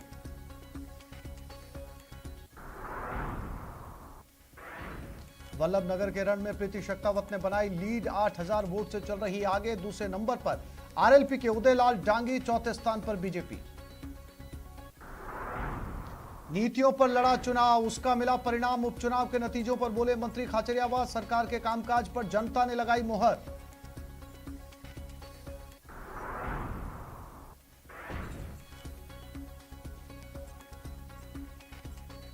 वोटों के बंटवारे से हुआ नुकसान। उपचुनाव के नतीजों पर बोले बीजेपी प्रदेश अध्यक्ष। इन नतीजों से 2023 में कांग्रेस के लिए राह नहीं होगी आसान। रीच अभ्यर्थियों का खत्म हुआ इंतजार। जारी हुए परिणाम। लेवल 1 में अजमेर के अजय वैष्णव ने मारी बाजी। लेवल 2 में कीरत सिंह टॉपर। और धनतेरस पर सजे मरुधरा के बाजार। खरीदारी का सुनहरा दिन आज। लोगों की बढ़ती रौनक से बाजारों में बेहतर कारोबार की उम्मीद।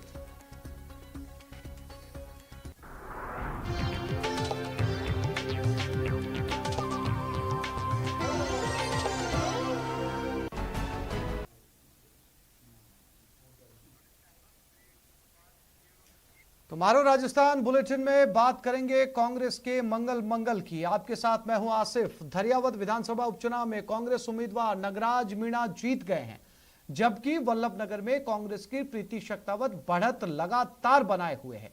इसके बाद बात करेंगे सीमा पर नापाक साजिश की, जिसको बीएसएफ ने एक घुसपैठिए को गिरफ्तार करके नाकाम कर दिया। साथ ही बात करेंगे रीट परीक्षा के, इसके रिजल्ट का इंतजार आज आखिरकार खत्म हो गया। इसके अलावा बात होगी अपनों संग दिवाली की। लोकसभा स्पीकर ओम बिरला दिवाली मनाने के लिए जनता के बीच पहुंच गए हैं। बने रहिए हमारे साथ, देखते रहिए न्यूज 18 राजस्थान।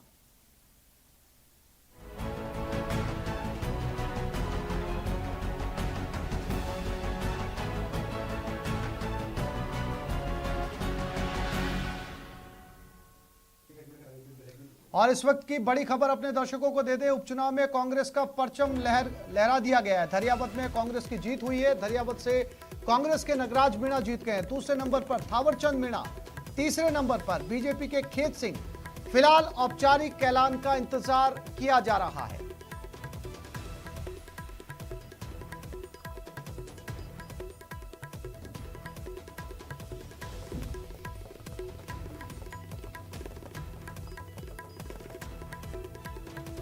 और इसी खबर पर ज्यादा जानकारी के लिए बात करते हैं हमारे संवाददाता चंचल सनाडे के साथ। चंचल, जो लीड ली गई थी, यानी जो फासला लगातार वोटों के अंदर हजारों का आ रहा था, जिसे रुझान के तौर पर हम लगातार देख रहे थे, वो नतीजों में तब्दील हो चुका है। चंचल जी जी बिल्कुल, जो देख रहे थे वो नतीजों में तब्दील हो चुका है। कांग्रेस के नगराज मीणा जो हैं वो लगभग 18,747 के करीब मतों से आगे हैं और अभी सिर्फ एक नाम मात्र औपचारिकता बाकी रही है, जिसके चलते कि ये जो मतपत्र, डाक मतपत्र की गिनती होने के बाद में ये औपचारिकता भी समाप्त हो जाएगी और आधिकारिक रूप से इसकी घोषणा कर दी जाएगी कि नगराज मीणा जीत चुके हैं।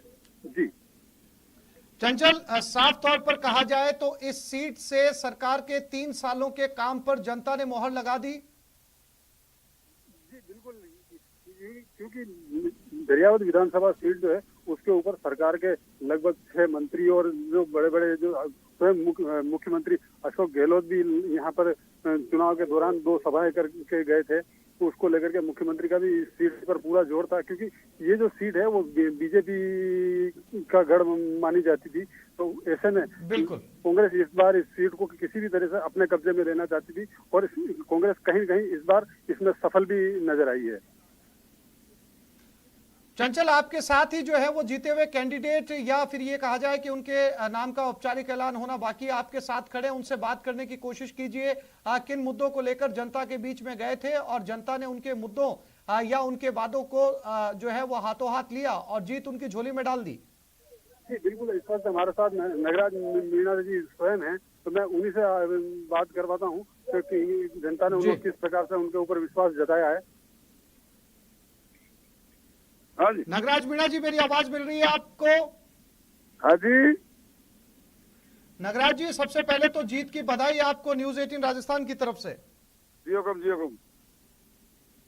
नगराज जी, औपचारिक ऐलान बाकी रहा है। आप लगभग जो है वो औपचारिक ऐलान के बाद में आपने ये सीट जो है वहां से जीत ली है। क्या लगा आपको? किन मुद्दों को लेकर जनता के बीच में गए थे और क्या उन मुद्दों को जनता ने हाथों हाथ लिया? ये जनता का प्यार, मोहब्बत और सम्मानीय अशोक गहलोत की सरकार ने हमारे यहाँ पर बहुत सारे विकास किए। अभी अभी 300 करोड़ की स्वीकृति निकाली, वो मैसेज जनता में गया और उस बात को लेकर के हम लोग जनता के बीच गए और जनता ने हमको प्यार दिया है और कार्यकर्ता सब एकजुट होकर के चुनाव लड़े, उसका ये परिणाम है।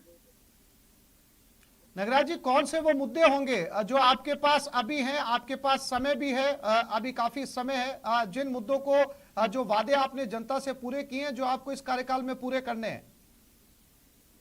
देखिए, जनता से वादे शिक्षा के क्षेत्र में, चिकित्सा, स्वास्थ्य और सड़क, बिजली, पानी, जो भी हमने वादे किए उनको समय रहते हुए पूरा कराएंगे और जनता की उम्मीदों पर हम खरा उतरेंगे।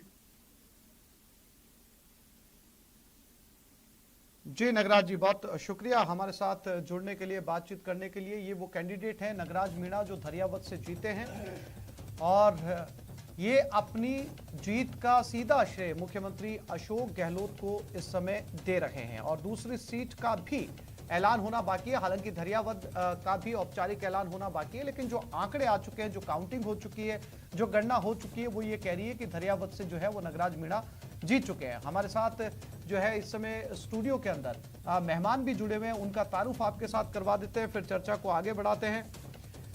हमारे साथ आर तिवारी कांग्रेस से बने हुए हैं, मनीष पारिक बीजेपी से हैं और महेश शर्मा जो है वो बने हुए हैं, उनके साथ भी बात करेंगे। लेकिन सबसे पहले आपको इस समय बता दें कि नगराज मीणा जो है वो धरियावद में कांग्रेस की तरफ से जीत चुके हैं। कपिल शिमाली हमारे साथ इस समय जुड़े हुए हैं, उनके साथ भी बात करते हैं। कपिल, ये कहा जाए कि जो रुझान आ रहे थे वो अब नतीजों में तब्दील होने लगे और लगभग सारी धुंधली तस्वीरें साफ हो चुकी हैं। कपिल,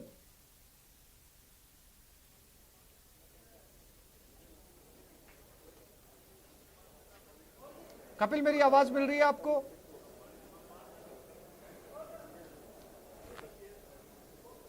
हाँ जी, बिल्कुल मैं आपको सुन पा रहा हूं जी। कपिल, नतीजे रुझान जो है वो नतीजों में तब्दील हो चुके हैं।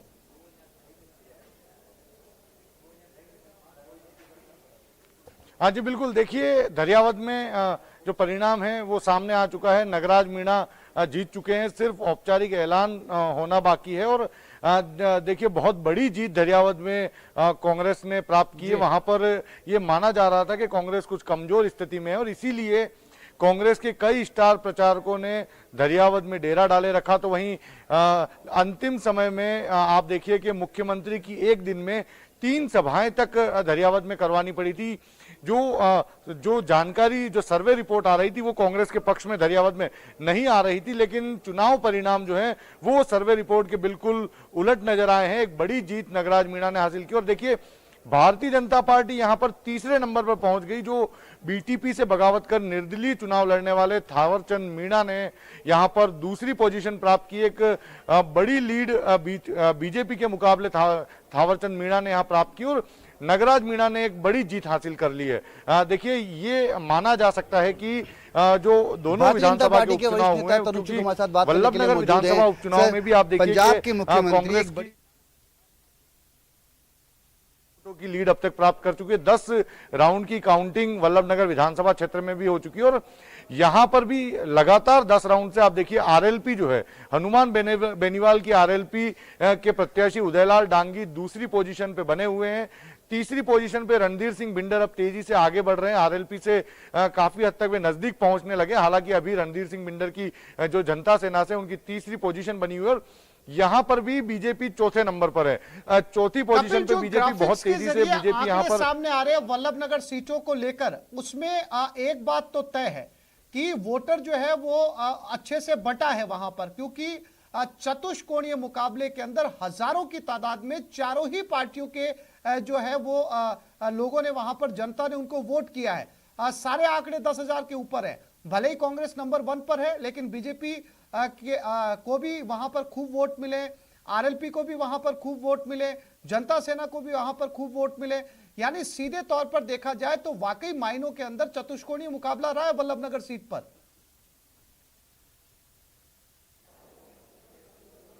हाँ बिल्कुल, वल्लभनगर के जो चारों प्रत्याशी थे वो काफी मजबूत प्रत्याशी थे और यही वजह थी कि मुकाबला यहाँ पर काफी रोचक माना जा रहा था। पहले ये कयास लगाने बहुत मुश्किल थे कि जब परिणाम सामने आने लगेंगे तो कौन लीड करेगा, क्योंकि न सिर्फ कांग्रेस से प्रीति शेखावत मजबूत थी बल्कि आरएलपी के उदयलाल डांगी भी काफी मजबूत माने जा रहे थे। रणधीर सिंह बिंडर पूरे इलाके में अपनी एक अलग पकड़ रखते हैं। तो वहीं बीजेपी कैडर बेस्ड पार्टी, ऐसे में एक बड़ा वोट बैंक बीजेपी का भी यहाँ पर है। ये माना जा रहा था कि बीजेपी का जो फिक्स वोट बैंक है वो जो है वो बीजेपी के पक्ष में साफ नजर आएगा। तो यहां पर देखा गया सभी जो पार्टियां वो 10,000 से ज्यादा पहुंच गई है।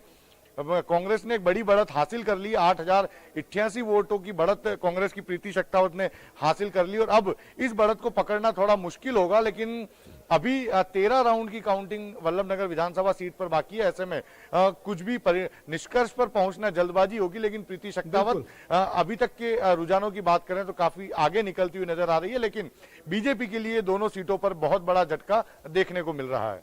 जी बिल्कुल, 13 राउंड की वोटिंग में अगर जो है वो सरप्राइज हो सकता है। हालांकि जो आंकड़े हैं उनके अंदर जो गैप है कपिल वो बहुत ज्यादा है। यानी अगर राउंड की वो काउंटिंग होती भी है तो कमोबेश जो है बहुत नजदीक का मुकाबला हो सकता है, लेकिन इस गैप को पाटना कपिल जो है वो मुश्किल नजर आ रहा है।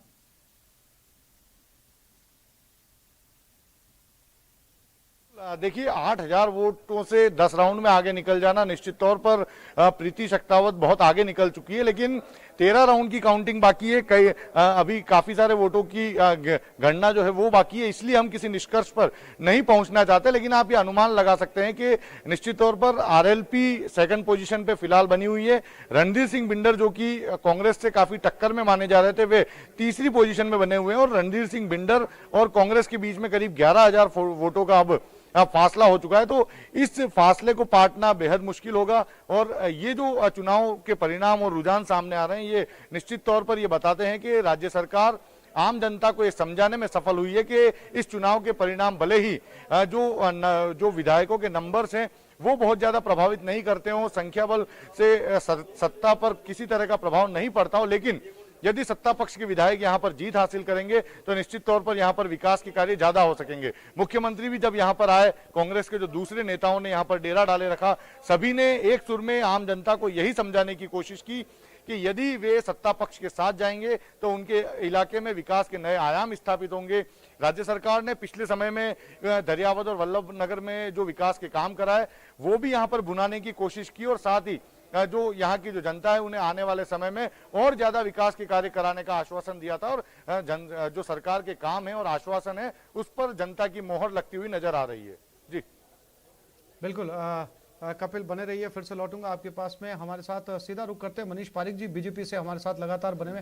मनीष जी, एक सीट लगभग डिक्लेयर हो चुकी है जी, और दूसरी सीट का गैप इतना ज्यादा है कि अगर काउंटिंग में चौंकाने वाले नतीजे आते भी हैं, वोट अगर आपकी तरफ खिसकते भी हैं, तब भी इस गैप को पाटना मुश्किल होगा। हालांकि फाइनल नतीजे आने बाकी हैं, बहुत क्लोज मुकाबला हो सकता है 13 जगहों की काउंटिंग के अंदर। तो आपको लगता है कि कहीं ना कहीं आप बतौर विपक्ष जनता के बीच में अपना मैसेज पहुंचाने में या सरकार के 3 साल के कामों को लेकर जो आपने रणनीति बनाई थी, सरकार के फेलियर को लेकर, उसको पहुंचाने को लेकर आप नाकामयाब रहे?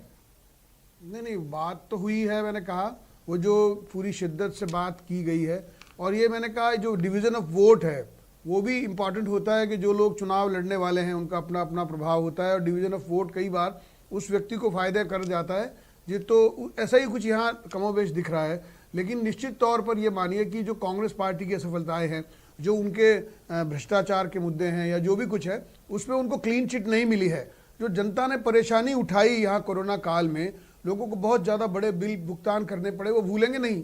और आपने उसको आयुष्मान भारत योजना को लागू नहीं किया यहाँ पे, और चिरंजीवी योजना लागू करी, उसमें पैसे नहीं दिए, कोई 850 रुपये सबसे ले लिए, तो वो तो अपनी चीज़ कायम है वहाँ पे। वो पीड़ा तो लोगों की दर्द पीड़ा पूरा है, वो उसके बावजूद वोट देकर जिता रही है कांग्रेस। मैंने आपको कहा 2 सीटों पर जो इलाका है वो ट्राइबल एरिया है।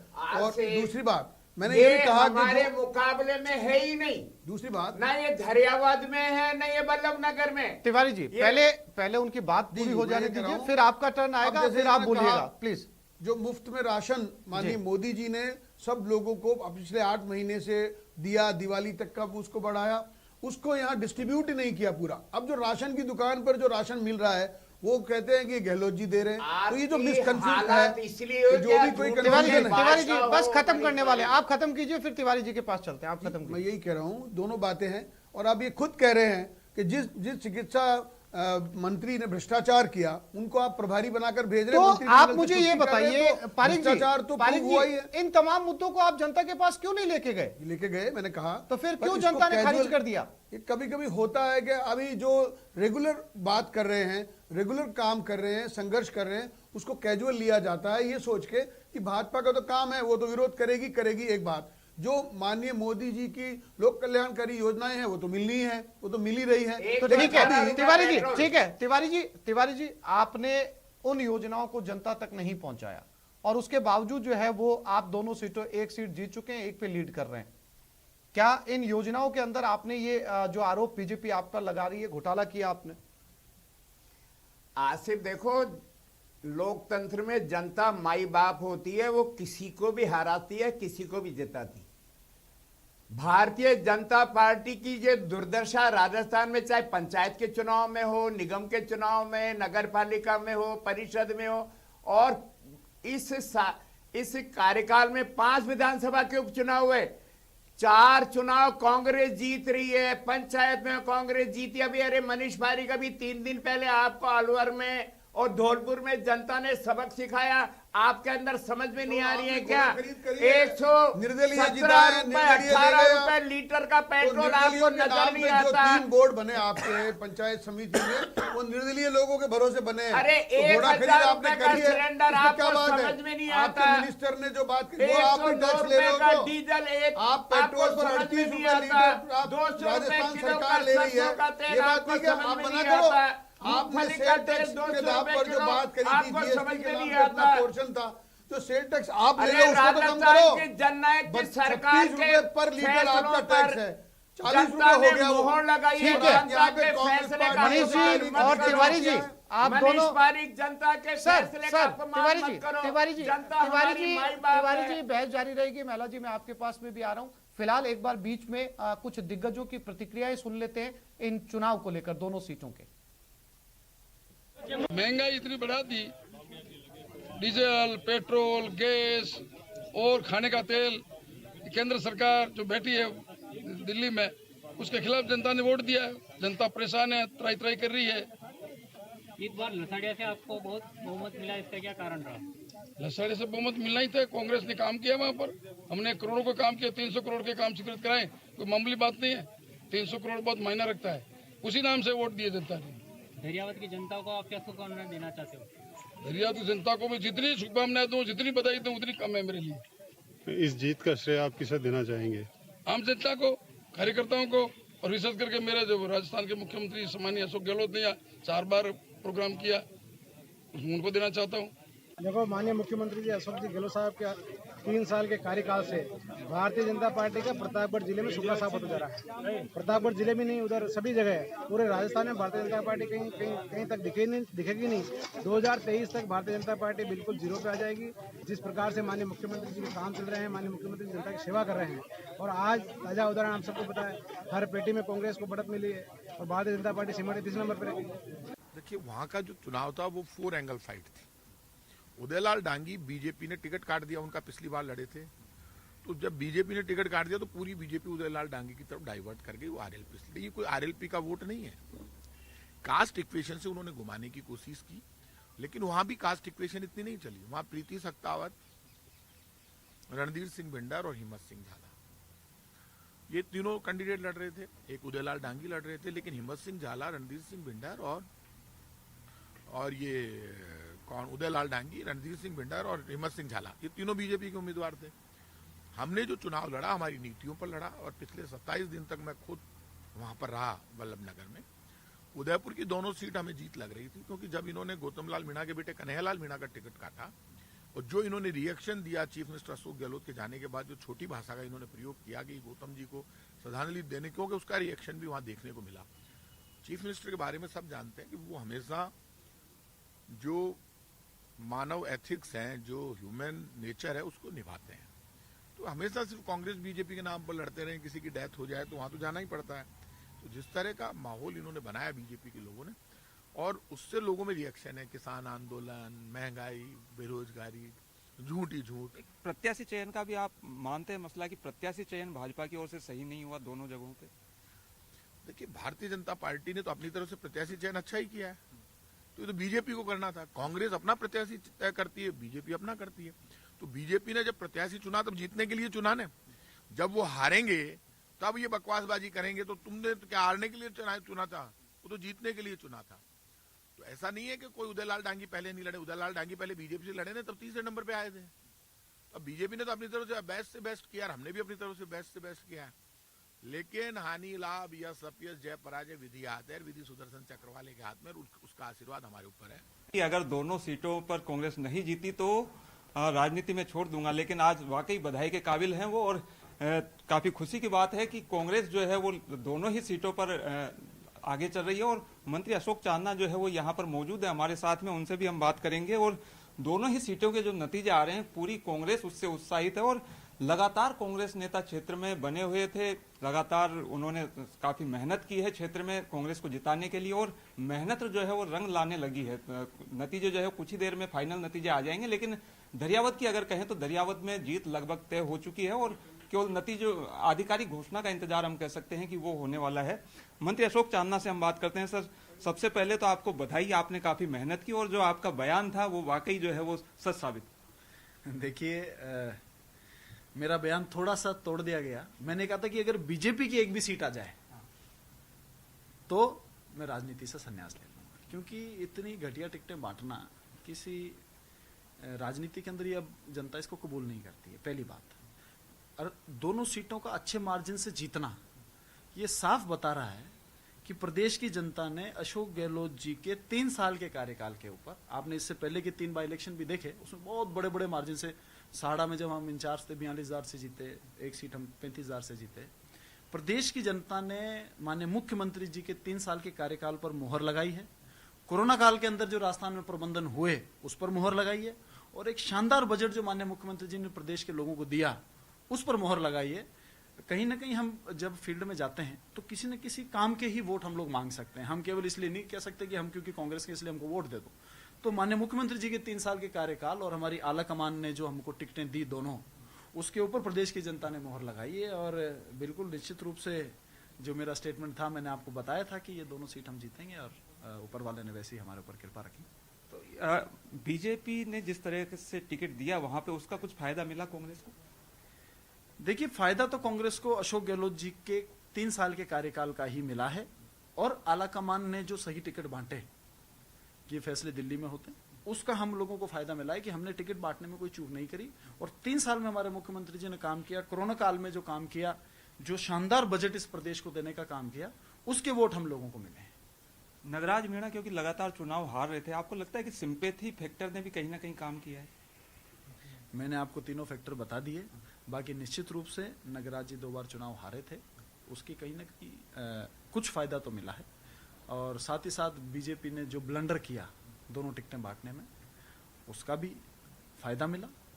और मेजर वोट जो है, क्योंकि पब्लिक के पास जब जाते हैं तो हम ये नहीं कह सकते कि बीजेपी ने गलत टिकट दे दिया तो हमको वोट दे दीजिए। पब्लिक के पास जब जाते हैं तो हमको अपने काम गिनाने पड़ते हैं, और हमने जब अपने काम गिनाए, माननीय मुख्यमंत्री जी ने 3 साल में जो राजस्थान बयानों का परिणामों पर असर पड़े, मैं नहीं मानता, क्योंकि आप यदि इसका पूरा विश्लेषण करेंगे तो सबसे बड़ा कारक है वहां जो वोटों का डिवीजन हुआ है, खासतौर पर बीजेपी के वैचारिक वोटों में विभाजन हुआ है। नहीं, कोई इसके सेट फिनोमेना नहीं है। उपचुनाव तात्कालिक मुद्दों पर होते हैं और उन मुद्दों के आधार पर जनता किसी को समर्थन देती है, लेकिन मैं इस बात पर, क्योंकि इसकी समीक्षा बाकी है, पर मुझे लगता है कि जो वोटों का डिवीजन है वो इस चुनाव के परिणामों को उसने सीधा प्रभावित किया है। देखिए, मैं ये कहूंगा, ये किए हैं उन्होंने, लेकिन मैं कहूंगा तो कांग्रेस के लोग कहेंगे कि हार ले इसलिए बौखलाहट में बोल रहे हैं। एक परिपाटी सी है, लेकिन हम जीत के उद्देश्य से उतरे थे, कार्यकर्ताओं ने परिश्रम किया, इसमें कोई दो राय नहीं है कि सरकार ने मशीनरी, पैसा, धनबल, बाहुबल, भुजबल जो भी किया जा सकता था वो सब किया, और जीत के लिए करते ही हैं। इसलिए मुझे लगता है, लेकिन उसमें कांग्रेस को मैंडेट क्लियर कट एक तरफा मिला होगा, जीते जरूर हैं, लेकिन यदि आप दूसरे दलों के वोटों के डिवीजन को काउंट करेंगे तो ये लगेगा कि कांग्रेस के उम्मीदवार को और दूसरे उम्मीदवारों को वोट मिलाएंगे तो बहुत बड़ा अंतर मिलेगा।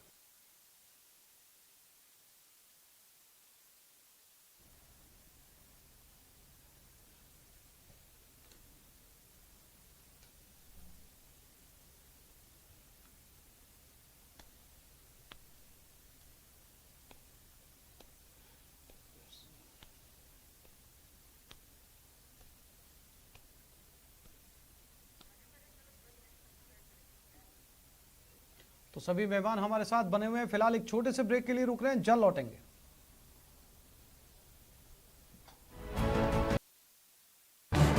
इस न्यूज हेडलाइंस के प्रायोजक पेट सफा आयुर्वेदिक चूर्ण, पेट सफा हर रोग दफा।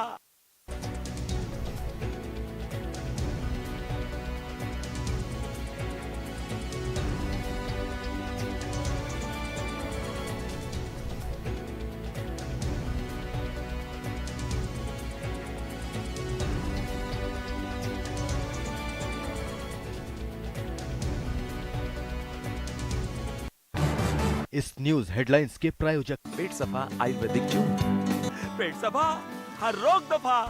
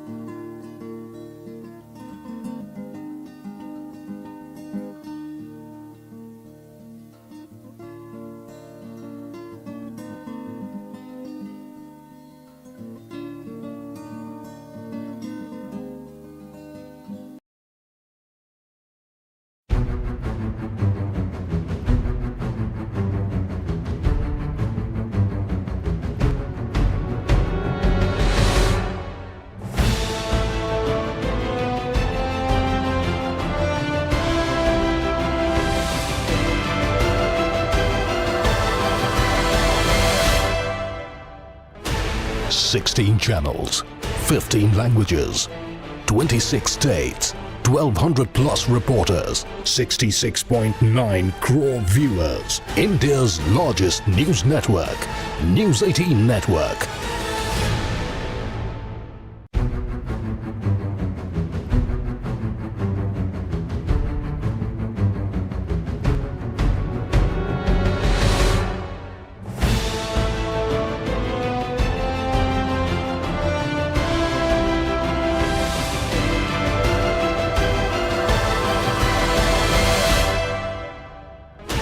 Sixteen channels, 15 languages, 26 states, 1,200 plus reporters, 66.9 crore viewers. India's largest news network, News 18 Network.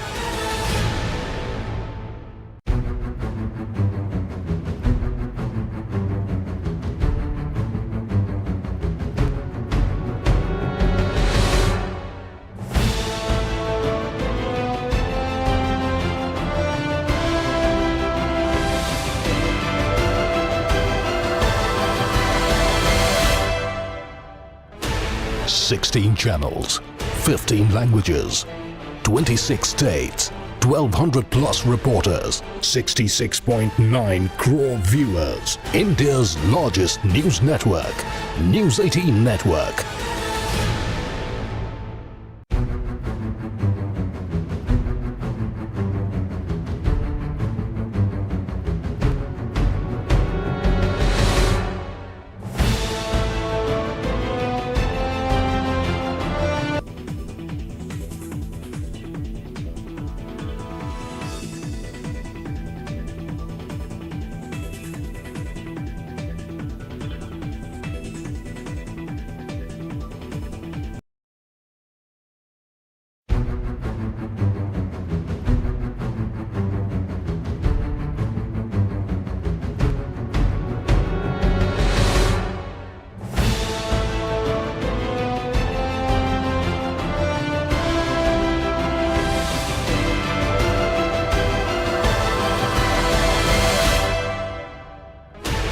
Sixteen channels, 15 languages, 26 states, 1,200 plus reporters, 66.9 crore viewers. India's largest news network, News 18 Network.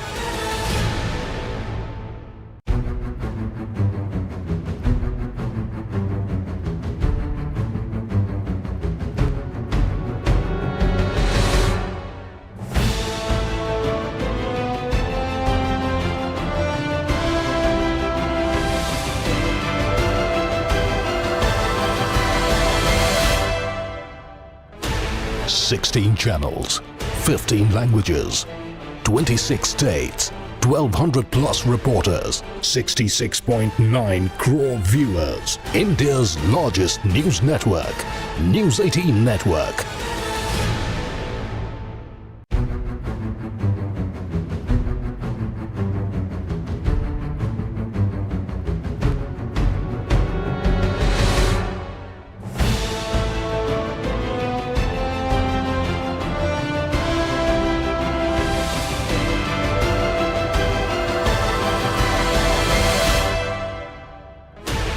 Sixteen channels, 15 languages, 26 states, 1200 plus.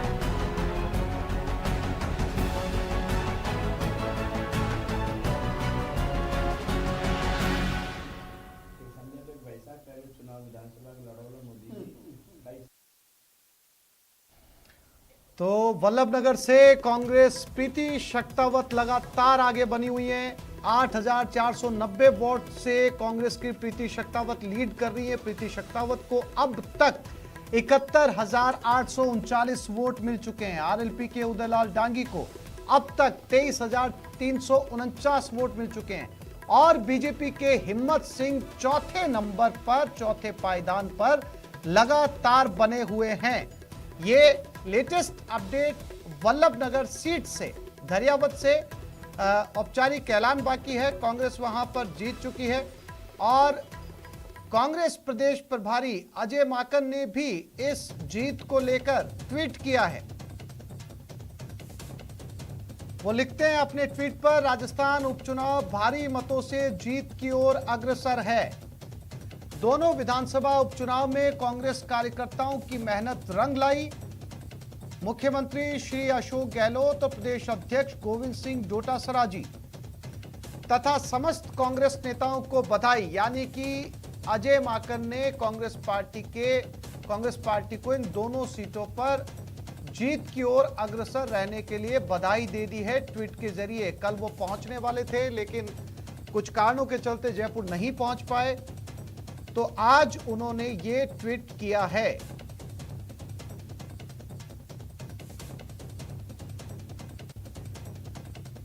तो एक बार सीधे रुक करते हैं फिर से debate की तरफ। हमारे सारे मेहमान हमारे साथ स्टूडियो में मौजूद हैं। हमारे साथ सीनियर जर्नलिस्ट महेश शर्मा बने हुए हैं। सबसे पहले रुक करते हैं महेश जी की तरफ। महेश जी, ये जो नतीजे आज आप देख रहे हैं, एक सीट पे सिर्फ ऐलान बाकी है, दूसरी सीट पे बढ़त कम नहीं हो रही।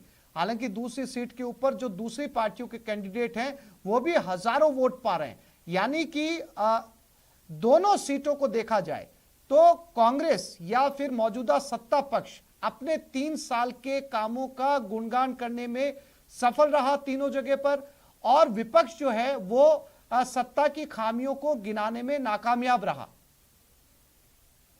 देखिए, जहां तक सवाल है कांग्रेस सरकार की उपलब्धियों का, इसका कुछ असर तो है ही, और साथ ही उनका अब इन क्षेत्र के विकास के लिए जो भी योजनाएं उन्होंने या घोषणाएं जो भी की हैं, तो उनका भी एक काफी हद तक रहा है इसका इनकी जीत के पीछे या उनके बढ़त को लेकर।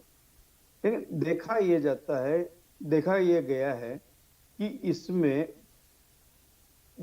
जहां तक वल्लभनगर का सवाल है, वहां पे जो 3 प्रत्याशी हैं, ये तीनों प्रत्याशी कभी भाजपा के रहे। इन तीनों को भाजपा किसी तरह से इनको साध नहीं पाई, और इसी की वजह से आज कांग्रेस वहां सहानुभूति की लहर के बल पर जीत की ओर। तो महेश जी, आप कहना चाह रहे हैं रणनीतिक चूक हुई है? ये बिल्कुल है, इसमें कोई जरा नहीं। ये रणनीतिक चूक धरियावद में भी रही है। धरियावद में भी इसी की वजह से कि कांग्रेस वहां काबिज हो पाई है, और ये काफी हद तक ये है कि जहां कांग्रेस ने वल्लभनगर में सहानुभूति के आधार पर वोट बटोरे हैं, तो वहीं जो धरियावद में वो सहानुभूति का वोट नहीं बटोर पाई, और एक नया नवाचार की वजह के प्रयोग से वो अपनी मात खा गई। बिल्कुल, यानी कि ये जो नवाचार है या ये प्रयोग जो किया गया है, ये प्रयोग कहीं ना कहीं सफल नहीं रहा। महिपाल जी, माफी चाहूंगा, काफी देर से आप हाथ उठा रहे थे, आप अपनी पूरी बात कीजिए, उसके बाद जो है मैं बीजेपी और कांग्रेस के प्रवक्ताओं के पास चलता हूं। आप कुछ कहना चाह रहे थे ब्रेक पे जाने से पहले। महिला जी। आसिफ जी, सबसे पहले तो मैं बधाई देता हूं तिवारी साहब को कि इनकी पार्टी के एक प्रत्याशी चुनाव जीत गए और दूसरे पहले नंबर पे चल रहे हैं। पर मेरा ये मानना है कि इन चुनाव के नतीजों को, जिस तरीके के रुझान आ रहे हैं, उसको देख के ये लगता है बीटीपी का 2nd नंबर पे दरियावाद आना और राष्ट्रीय लोकतांत्रिक पार्टी का अब तक 2nd नंबर पे वल्लभनगर आना, और भारतीय जनता पार्टी जो दुनिया की सबसे बड़ी पार्टी अपने आप को बता रही है, वो तीसरे और चौथे पे चली जाती है। तो प्रदेश की जनता का मूड तो भारतीय जनता पार्टी और कांग्रेस दोनों के खिलाफ नए किसी भी दल को उभार के लेके आना है। जिस तरह से प्रदेश अन्य प्रदेशों में रीजनल पार्टियां जो उभर के आई हैं, राजस्थान में तिवारी जी वाली पार्टी के जो नेता हैं जिनका 13 से 18 का जो कार्यकाल 8 से 13 का जो रहा था, 21 सीटें आई थी प्रदेश में गहलोत जी के नेतृत्व में, जो 8 से 13 की सरकार चली थी। उसके ठीक बाद है मेला जी, मैं आसिफ जी, आपसे एक मिनट, मेरी बात सवाल आपसे ही है। आप एक मिनट, मेला जी मेरा सवाल आप ही से, मेरी बात तो पूरी होने दीजिएगा ना। आप पूरी कीजिए, फिर इसी 8 से 13 गहलोत साहब की सरकार थी, 21 सीटें आई। इस बार 18 के इलेक्शन में 26 सीटें भारतीय जनता पार्टी और कांग्रेस के खिलाफ जीत के आई है विधायकी की, जो लगभग 15%। ठीक है मेला जी, इनकी कमियां रही होंगी, आपसे कहां फिर जो है वो चूक हो गई? आप सेकंड नंबर पे बने हुए, क्यों नहीं 1 नंबर पे पहुंच पाए फिर आप? सर हम फाइट में हैं, लगातार नतीजे अभी आए थोड़ी। अरे हनुमान, हम फाइट में। सर, अरे प्रभु सर, खुशी में पता नहीं क्या क्या बोलते जा रहे हैं। बोलते हैं तिवारी जी, आप खुशी में इतने लबरे जो कि आपको पता ही नहीं आप क्या क्या। आप अपना कमेंट पूरा कीजिए। मैं आपके माध्यम से एक सवाल करना चाहता हूं तिवारी साहब से कि ये पूरा प्रदेश और देश जानता है कि पेट्रोल डीजल के क्या हालात हैं, पर हम ये भी जानते हैं कि देश का सबसे महंगा पेट्रोल डीजल राजस्थान के आपके जननायक के नेतृत्व वाली सरकार में यही है। अरे सर, अरे गंगानगर में सर, डीजल बालाघाट गंगानगर में सरकार में तिवारी साहब अपडेट कर, तिवारी साहब सुनिए ना, देश का सबसे महंगा पेट्रोल डीजल राजस्थान में मिल रहा है, देश की सबसे महंगी बिजली राजस्थान में मिल रही है, देश का सबसे ज्यादा खुलासा यदि होगा तो परिवहन घोटाला सबसे बड़ा घोटाला। ठीक है मेला जी, फिर ये बात आपने अपनी दोनों सीटों के ऊपर क्यों जनता के बीच में आप कन्वे नहीं कर पाए इन बातों को? गए हैं, जनता ने हमें आशीर्वाद भी प्रदान किया है। सेकंड नंबर पर रहते हैं। नहीं सर, हमारी लड़ाई सेकंड नंबर पे नहीं, हम तो पहले नंबर की लड़ाई लड़ रहे हैं। अभी सेकंड नंबर पे फाइट में नतीजे आए नहीं, नतीजे आने के बाद उसका भी विश्लेषण कर लेंगे। ठीक है मनीष पारिक जी, बात बार बार घूमकर वहीं आती है, चाहे आरएलपी की लड़ाई हो या फिर जो है वो कांग्रेस के आरोप हो। बात जो है वो, जैसा कि आपके जो है वो सतीश पूनिया जी ने भी कहा कि सरकारी मशीनरी का कहीं ना कहीं जो है सरकार सत्ता में है, और अभी उनकी बाइट आपने सुनी कि कहीं ना कहीं दुरुपयोग हुआ है। तो क्या ये जो है वो आपने कवच ओढ़ा है, अभी ढाल बनाई है, या फिर इस डिफीट को आप स्वीकार करते हैं? आप ये मानते हैं कि इन 2 सीटों पर जीता जा सकता था? जैसा कि महेश शर्मा वरिष्ठ पत्रकार हमारे साथ जुड़े हुए, उन्होंने भी कहा कि आपसे रणनीतिक चूक हुई है, ये मानने में कहीं कोई दिक्कत है? नहीं, कोई दिक्कत नहीं आसिफ, ये तो है ही, आगे बढ़ना है तो स्वीकार करना है, एक बात। दूसरी बात ये भी है कि जो भारतीय जनता पार्टी की जो टीम है, कोर टीम है, जो डिसाइड करती है, उन्होंने टिकट डिसाइड किए। अब उसमें आप उसको रणनीतिक चूक कहें या कुछ भी कहें, 2 लोग ऐसे जो भारतीय जनता पार्टी से जुड़े हुए, वो चुनाव मैदान में उतर गए, उनको आप मना नहीं सके, वो भी चूक माने तो माने। लेकिन मैं कहना चाहता हूं कि ओवरऑल जो ये एस्टेब्लिश करने की कोशिश कर रहे हैं तिवारी जी कि हमारे सब भ्रष्टाचार दब गए, अब हमको क्लीन चिट मिल गई, अब तो हमने कोरोना काल में भी हम तो बड़े आदमी बन गए, ये गलत बात है। एक बात, क्योंकि ये पक्की बात है कि ये जो इस पर्टिकुलर रीजन पे जो चुनाव हुआ है, वहां पे जो आप देख रहे हैं, ऐसे तो फिर अभी ये निकालने लगेंगे तो प्रीति शेखावत को इतने से वोट क्यों मिल गए, उधर ज्यादा क्यों मिले, ये अलग बात है।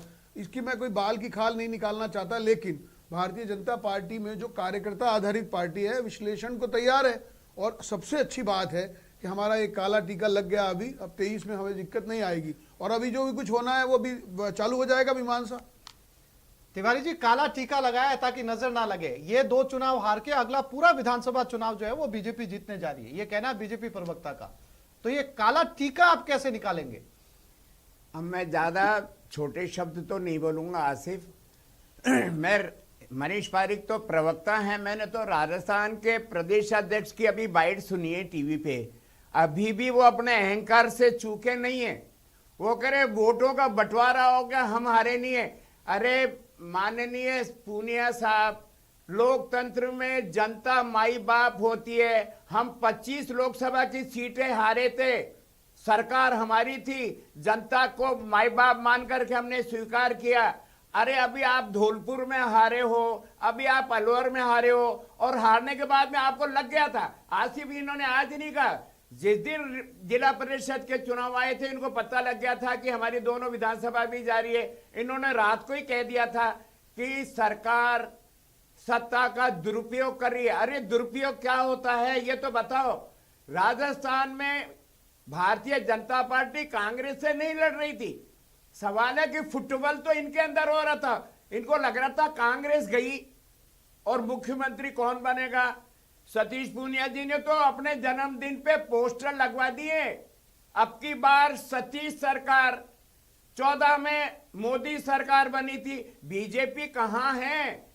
14 के लोकसभा के चुनाव में मोदी सरकार बनी थी, बीजेपी की सरकार नहीं। और अब यूपी में जो विधानसभा के चुनाव का आगाज होने वाला है फरवरी मार्च में, वहां योगी सरकार आ रही है, ऐसे ही हम सतीश सरकार आ रही है, फिर वसुंधरा जी की सरकार है, फिर राठौड़ जी की सरकार है, फिर कटारिया जी की सरकार है, फिर गजेंद्र सिंह शेखावत जी की सरकार है, फिर वो मेघवाल, अर्जुन मेघवाल की सरकार है। सवाल है, इनको तो रात को सपना आता है, सुबह मुख्यमंत्री का दावा। तिवारी जी जनता के बीच में गए, तिवारी जी बात को इन्हें उठाया ही नहीं। तिवारी जी जिस बंटवारे की आप बात कर रहे हैं वो बंटवारा किस राजनीतिक पार्टी में नहीं है? आपके यहाँ नहीं है? हमारे यहाँ तो एकजुट होकर के हमने चुनाव लड़ा।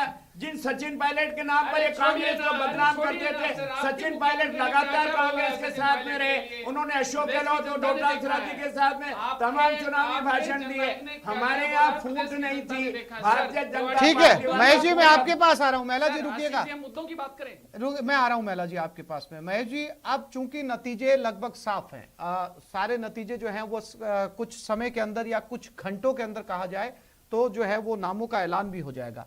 अब महेश जी, बहुत महत्वपूर्ण सवाल ये है दोनों ही पार्टियों में, और एक सीट की बात करें तो 4 पार्टियों के बीच में किसका कद इन 2 सीटों के बाद में भारी हुआ है? कौन दिल्ली तलब किया जाएगा?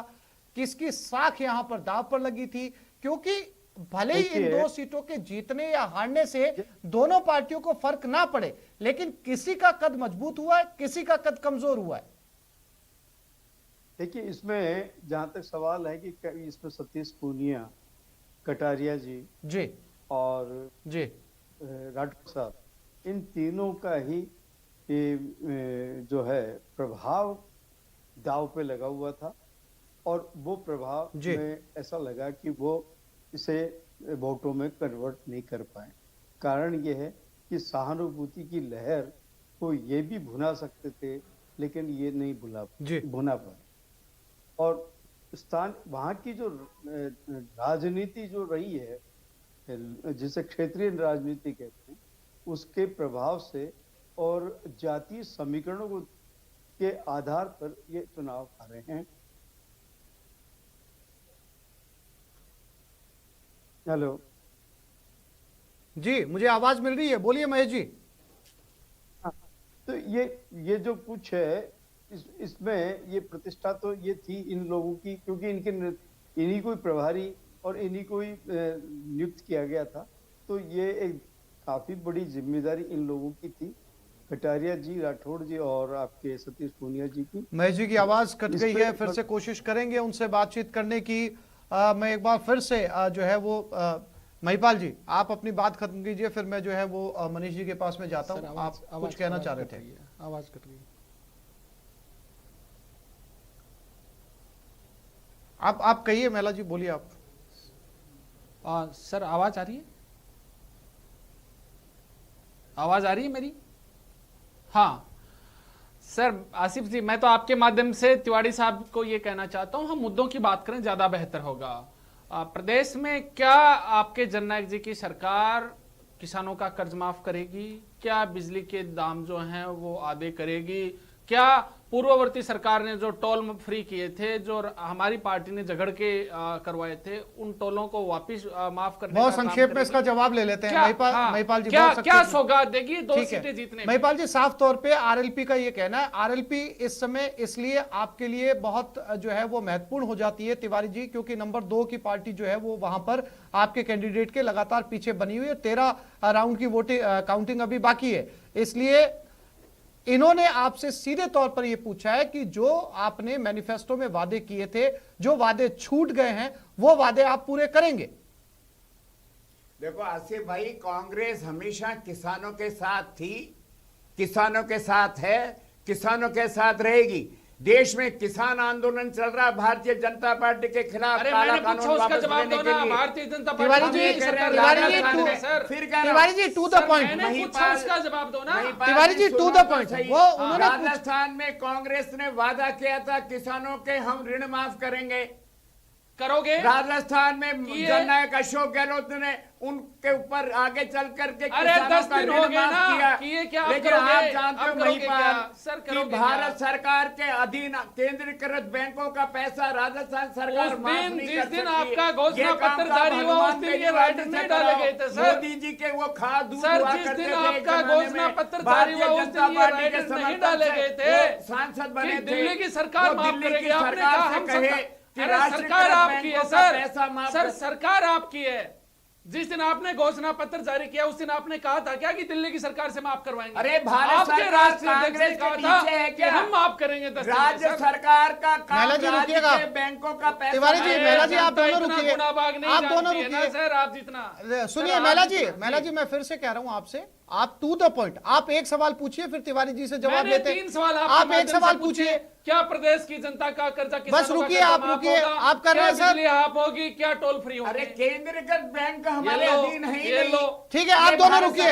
इस समय राजस्थान सर तिवारी जी महिला जी राजस्थान विधानसभा के मुख्य सचेतक इस समय हमारे साथ जुड़े, उनके पास चलते हैं। महेश जोशी जी इस समय मौजूद है। दिनेश आपके साथ महेश जोशी जी है। इस जीत को वो किस तरीके से ले रहे? एक जो है वो लगभग डिक्लेयर होने को है और दूसरे के नतीजे कुछ ही मिनटों में या घंटों में आने वाले हैं।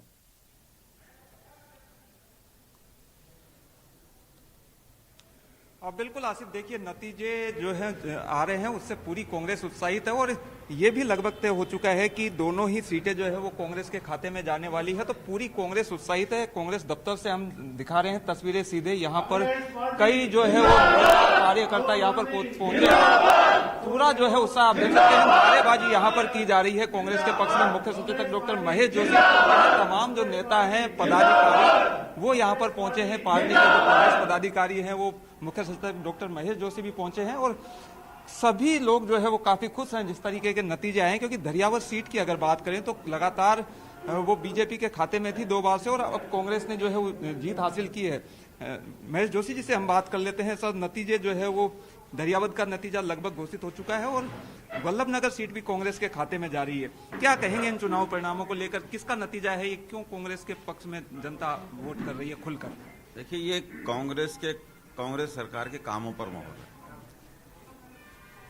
सोनिया जी, राहुल जी के निर्देशन में राजस्थान में जो कांग्रेस सरकार ने काम किया है अशोक गहलोत जी के नेतृत्व में, उस सरकार के कामों पर मोहर है।